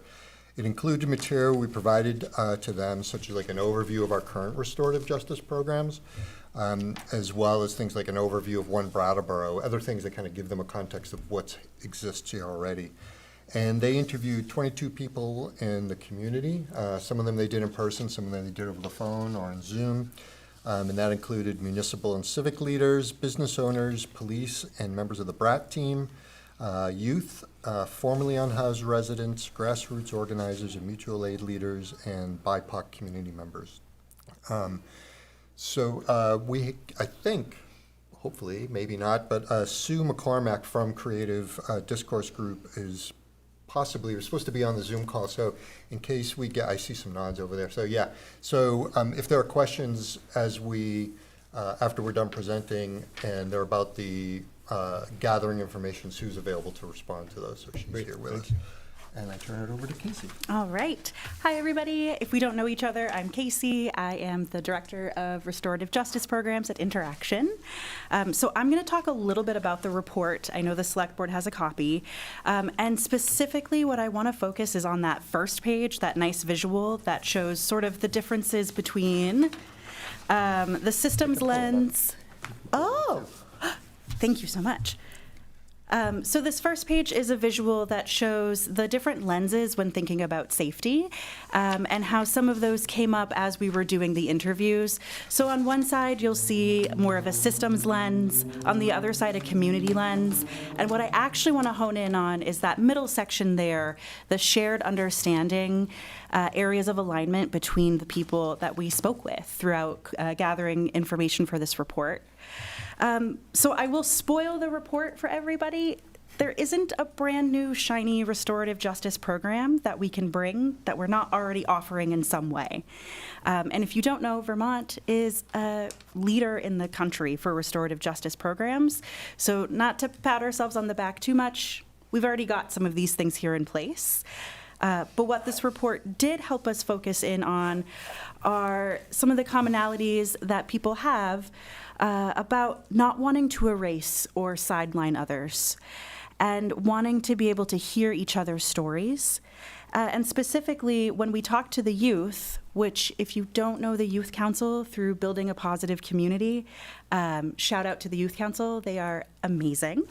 They're really hoping to have more opportunities to bring people together. I also want to note that one of the youth from the Youth Council that I got to connect with brought up the importance of involving youth in these sort of efforts and not just asking about their opinions. So I know I started with a little bit of a downer that we don't have a shiny new program, but there are 2 offerings that we're exploring expanding, and specifically looking at how we can expand that in the downtown area. So one of those is expanding our community restorative justice programs, which brings folks together voluntarily who are in conflict to participate in a restorative process. So presently, we're already doing that work, and we've been doing it with housing orgs and tenants.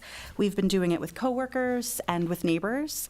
And so we could, in collaboration with the town, think about conflicts that might be occurring in the downtown and apply our current community restorative practices programs to those conflicts. Another thing that we could offer are reparative meetings with those that are involved in those specific conflicts that we identify.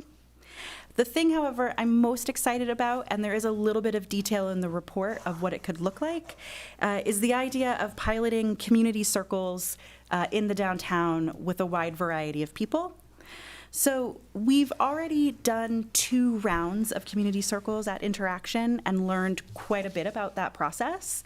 And so a couple of things we could do to bring that dialogue and folks together is holding a series of circles with topics generated by community members, and also holding quick little intro circles or get to know you circles at Gallery Walk to try to get people interested in the idea of what a circle could be, like light lift, and then come together on a broader spectrum to talk about some of these things, which, from what we learned in the report, is what people are really hungry for.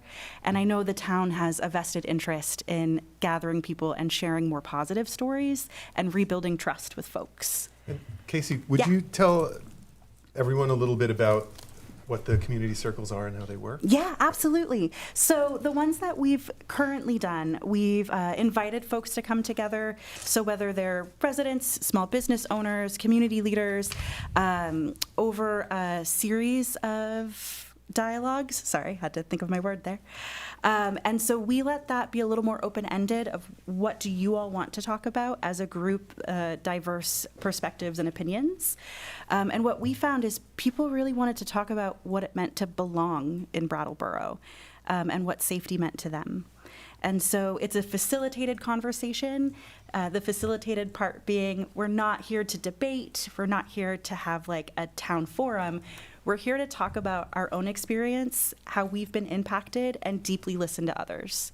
So without totally breaking confidentiality, that's a little bit of it. Thanks. Yeah. So just to kind of put a button on it, our next step would be, of course, I got you, finish drafting our proposal about the community circles piece, as well as some of those reparative meetings. Russell would like to bring it to One Brattleboro to try to get buy-in from them and continue talking with John, as we've been doing, as well as Chief Evans and others. I know you guys just had a big conversation, and this is a total tonal shift from talking about the hospital and money. But right now, we're not looking for any money, just your buy-in to have more conversations. If I could just add one more thing. I really am interested. I feel like a lot that gets brought up in this report really sits well at One Brattleboro as far as like if there's going to be any follow-up around this.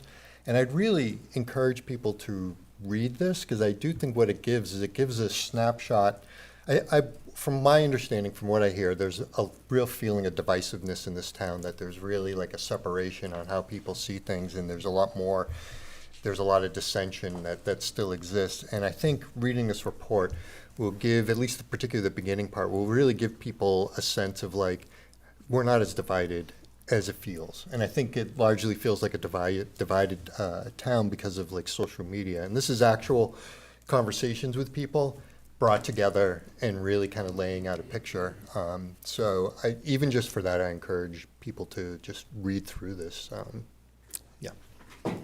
Thanks. That's our presentation. Thanks to both of you. John, before we ask questions or comment, is this report available standalone on the website somewhere? No, it is in your backup materials. Yep. Is there a page that it would make sense to put this on?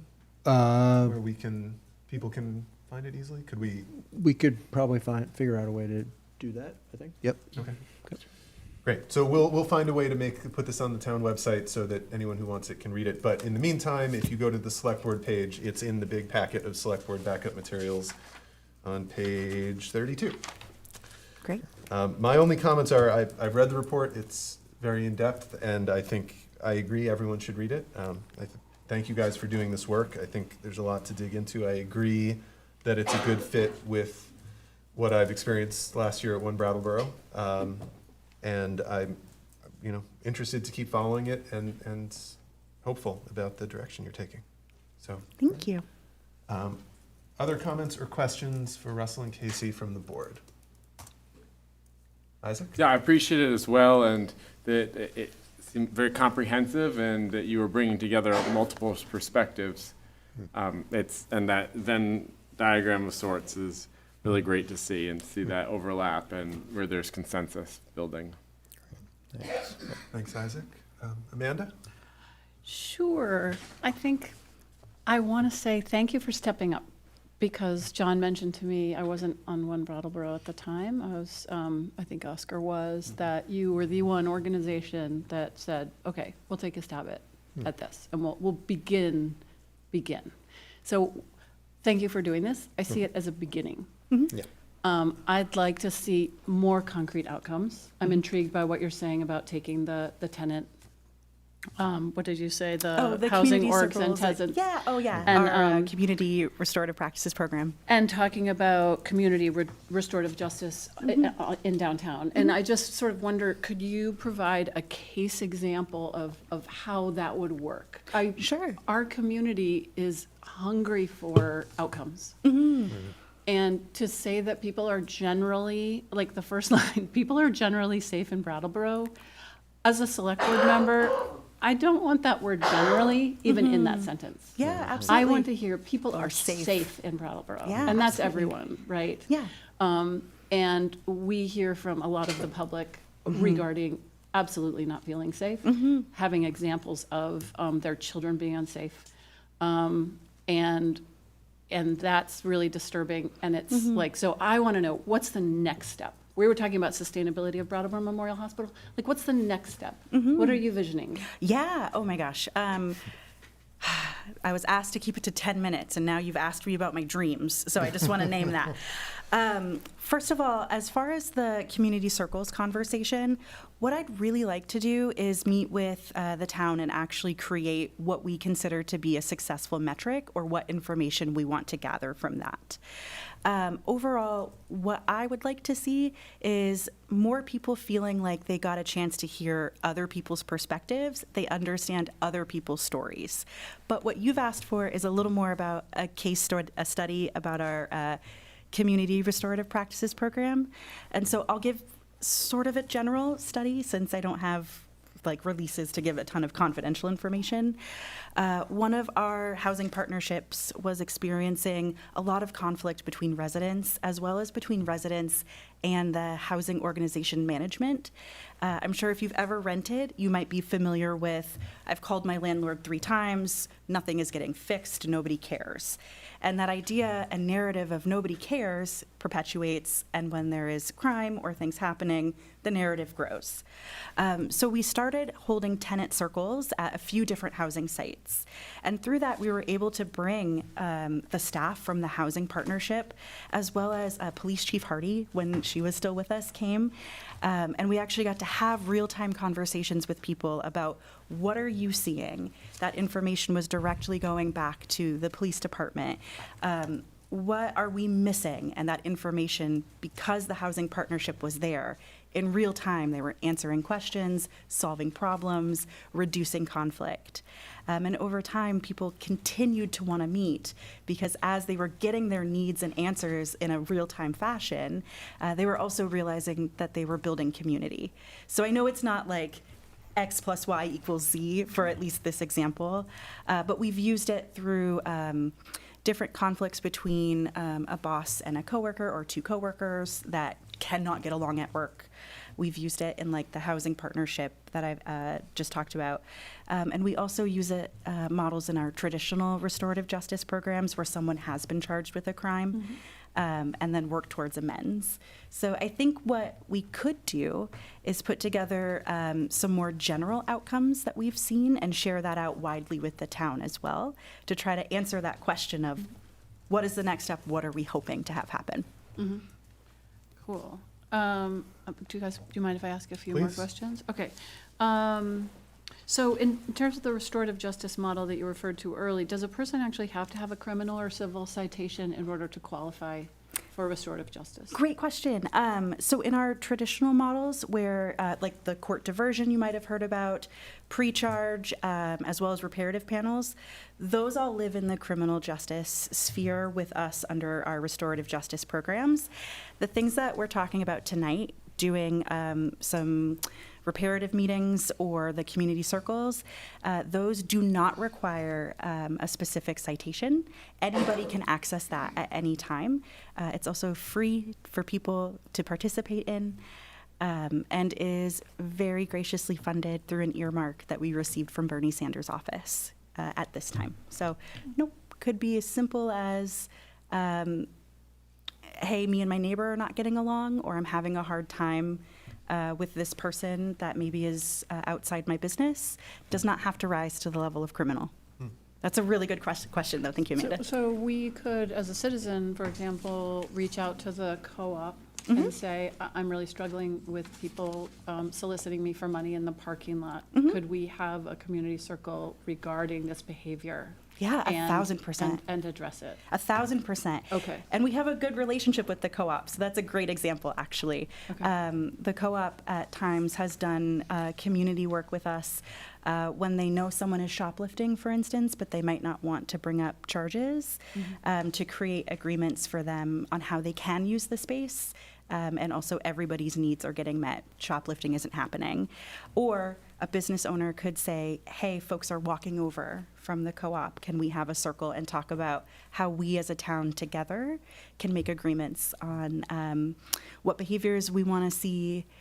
We could absolutely do that. Co-op's a great example. Okay, great. Thank you. Of course. Thank you, Amanda.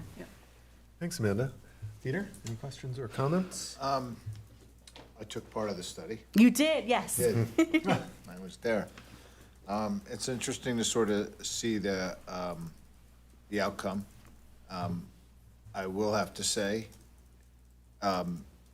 predictable, right? I mean, other than the nice Venn diagram in the middle of it, I didn't expect that, I have to say. A curveball, but, I mean, all the information that is here feels shared throughout the community. I'm not familiar with who all got interviewed, but it was interesting. So it's good to see it on paper. I'm going to read through it again just to make sure I understand it. I appreciate that you guys use the grant money to do this. It just gives us like another little kind of thing to kind of point to and say, well, this is what we found out when this happened. I mean, I think studies are important, yet I don't think they're important. I totally understand, yeah. Yeah, You know? yeah. I mean, if I could speak to that just quickly, is like, Sure. I agree, like, I think on some level, the response wasn't that surprising to us, but we felt like it was important also to have someone besides just us saying this, to actually have someone else, but still in Vermont, to know the state anyway, to kind of go through this process and yes, and they came back with that. And also, I also agree with your both sentiments, and so we kept this relatively small. This wasn't like we, pulled everybody in town together and got like it, because this could have been really expansive, and I feel 99% sure we would have landed in the same place. It would be interesting, though, if you did the same thing, same questions, wrote the algorithm just to pull all the comments from social media, how different it would look. Yeah, that's absolutely. right. That's why I kind of underlined that. I feel like just a Yeah. counter narrative No. to that, and a real narrative. Yeah. And I appreciate that phone apps can sometimes guide the way we think. Mhm. So I appreciate you doing this. Yeah, Thanks. of course. And thank you for taking part of it too. Yeah. I'm just going to jump in something that I want to tack on to what Amanda was saying, just to give maybe another more challenging example. One of, I think, maybe the origin of the child safety zones and all this conversation came from Flat Street and the Boys and Girls Club. Mhm. Is there a tool you have that would be a good fit for, let's say, staff at the Boys and Girls Club who are worried that the kids coming there feel unsafe, and the people who are on the street who might be contributing to that feeling? Is that something that could fit into one of these practices? Oh, Or is- absolutely. Yeah. And I don't feel obligated to say yes just because you're sitting at the table. I know it's a tough question. We but- can do anything. We can do anything, the RJ way. I will say Boys and Girls Club is also an example of an organization that we have partnerships with. Great. We've already provided them trainings as staff for restorative practices, both thinking about how to navigate those really difficult situations when someone is making people feel unsafe, right? How to have conversations with people that are trying to address maybe behaviors that are making people feel uncomfortable, or even down to how do we keep ourselves feeling comfortable and safe, as well as using restorative practices when working with youth in that space. So honestly, it might be a situation of, let's talk about how you're feeling, why those feelings are coming up, because feelings are just unmet needs or met needs. And how do we find the right resources or people? Who do we need to talk to make sure you have what you need? So sometimes a restorative process isn't necessarily bringing an offender and a harmed party together. It can be bringing people together, like someone that's experienced harm and the people they can share power with to feel safe and feel like they have had some repair. Okay, and it sounds like sometimes it does involve bringing the person maybe causing harm and the person receiving harm together. Yep. Okay. And the magic sauce to that is when people feel willing and able to do that, and it's a voluntary process. But I know people say, who voluntarily wants to come together and talk about these things? But they do. It's usually a magical experience, and I wish I could bottle it and share it, but it does happen. Great, thank you. Nell, any comments or questions? Well, thank you guys for coming tonight and doing all this work. It's interesting for me as someone who hasn't had direct experience with interaction before, but I've heard all of these anecdotal experiences that my friends have had. To see this come together in this way and to kind of get to meet you guys in a different sense. I haven't been on the board as long, so I haven't been in the same position as, say, Peter, relative to One Brattleboro.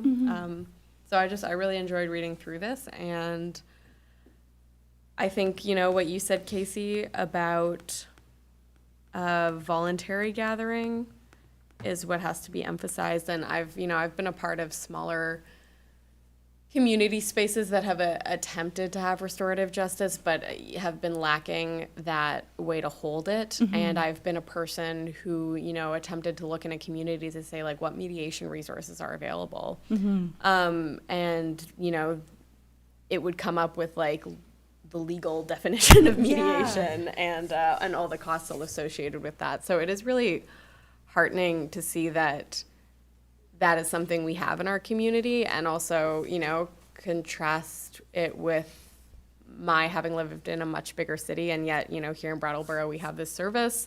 It's funded by the state. That's, it's lovely. I'm grateful to live in a place where we have this, and I'm grateful for you guys for doing that work and all the community connections that are involved in that. And then on a side note, Casey and I did a play together, so it's kind of fun to see each other in different hats here. Yeah. Thanks, Nell. Any questions or comments from the public?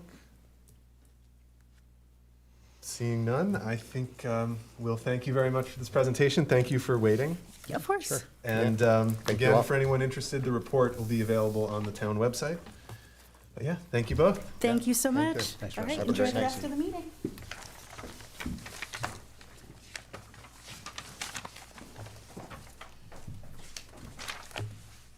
Final item of the night, the monthly, not quarterly finance report. All right, John, let's hear it. All right, so this is the Finance Department's report through the end of May for fiscal year 2026, 11 months ended. And I just wanted to say I'm really grateful for Bonnie Batchelder's work on these reports and the continuous improvement that she's been bringing to them. So with 92% of the fiscal year completed through the end of May in the general fund, revenues are at 108% of the annual budget and expenditures are at 95% of the annual budget, which means that we have that we're in a good position overall. We have total revenues of almost 27 million, and total expenses of almost 24 million, which means we have about a $3 million surplus currently. In the report, you will see information about the receivables. So on the revenue side, so there are 1.6 million of receivables, and those are broken out between general receivables, EMS receivables, current and delinquent taxes, interest and penalties, and bag revenue. The EMS revenue is currently at the end of May, through the end of May, it was at 100% of budget. Annualized, we expect to see 1.254 million of revenue during the fiscal year, which would exceed our approved budget by $373,000. Receivable calculations are based on 38% of total outstanding receivables, which is actually what we've been seeing. We've been collecting at 38% for fiscal year 26. Risk management is a big area where we're over budget right now. Through the end of May, about 188,000 over. Overtime budgets for FY26 are also over budget. Fire overtime is currently over by 425,000 for the year. That is offset, as we've discussed in the past, by underspending of staff salary lines. So right now, the underspending in fire through the end of May was 290,376, which means that we're about 134,000 over in fire for overtime and salaries. Police overtime, however, is, while the overtime line is over by 132,000, that is offset by 510,000 in savings, meaning that we're about 378,000 under budget overall in the police department, which is great because that covers the fire overage, which I love it when those guys work together. Yeah, they're working together, so they'll figure out a way to make a joke out of that. But, so then, looking ahead, Bonnie reports out to the end of fiscal year 26, and really the bottom line here is that we're expecting the fiscal year to be in surplus at the end of the year by approximately $530,000, which is great news. Yes. Utility fund, also at 92% of the year, where revenues are a little bit over the plan by 1%. Expenditures are a little bit under, so also doing well in the utilities fund. We are seeing a surplus of just over $13,000, but also covering $2.5 million in depreciation, which is fantastic. Parking fund revenues are low, as we've discussed at past meetings, 66% of the annual budget. Expenditures are 87%, so they have been cranking down and trying to save on in the parking budget. We are still facing a deficit of 219,000, of which, in expenses, 222,000 of that is depreciation. So on a strictly cash basis, we're $2,900 to the good currently in the parking fund. I think that's all I will mention. except I will update you on the audits. So the financial statement audit for fiscal year '25 is now done, but the thing that's still outstanding is the single audit, which is the requirement on the town because we accept federal grant money. And so that's a little bit more of an involved audit. We just got information yesterday on the testing, the final testing that they want to do on major programs under the single audit. As soon as staff are back from vacation, we'll be able to reply on those, on that testing. And because the auditor issues one report with the financial audit and the single audit together, we don't have drafts yet from the auditor, so we're expecting this still may be out a couple of weeks. However, good news is that we are on the auditor's calendar for the fiscal year '26 audit, and that is scheduled to begin September 21st with possible preliminary testing in August. So we are on track to have the fiscal year '26 audit in time for publishing the town report, which is great. Great. That's all Thank I you, have. John. That is a great update. My only comments are, I'm looking forward to next month's report to see in final terms if we end up in surplus and how much, because that would be wonderful. And then also, yeah, like you said, just to recognize, I really think Bonnie's done incredible work and been really responsive to our feedback in making changes to this report and improving it. And I'm also looking forward to what Sarah Rose can do in continuing to move it forward. So those are both great things. Thanks, Oscar. Other comments from the board, starting on the left? Comments or questions? John, I appreciate you giving the audit update. That was great to hear. And I had asked John about it, and I had then gone to go Google and learn more about financial versus single audits. And so I appreciate that succinct summary too for anyone watching. Thanks, Nell. Peter? Great report. No complaints. Thank you. Amanda? I would like to learn, what is the difference between, what is a single audit? And what is the testing part of that process? Yeah, Because you so- mentioned that 2 times. Yep. Well, so it's kind of just a check. So, you pull a sample and you're testing against that, so. Got it. You can't look at every single invoice or every single transaction that was made. You have to pull a number of them, and so they do that sort of randomly, or they may have an algorithm or a system, I'm not really sure, but then they go and they ask our staff to pull certain things, and then they pull them, and then they want to make sure and check that those are accurate against the reporting that we did initially. So. Okay, so then the 2026 testing will be happening starting September 21st, you said? Possibly in August, they'll start to ask us for certain things, which our staff have to then scramble to pull together and then provide to them. And then they go do the audit and they check those against, what our reported numbers, so. Cool. Yep. And just to be clear for people watching, having it scheduled like this means that we are well on track to have an audit done by town meeting and so on and so forth. Isaac, comments or questions? No, thank you, John. Great. Any questions from the public? Okay, seeing none. Thank you, John, for presenting that. Sure. And believe it or not, it's time for one final motion. I will motion to adjourn. Peter's motion to adjourn. All in favor? Aye. Aye. Carries 5-0. Thank you all. Great meeting, Thanks, John. thank you. Thanks, Seth. Thanks, Ivan, Sue, and Frick for still being here at the end.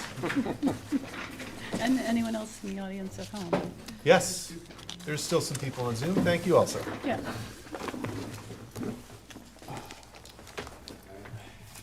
And stay classy, San Diego. There's all sorts of things that I restrain myself from saying.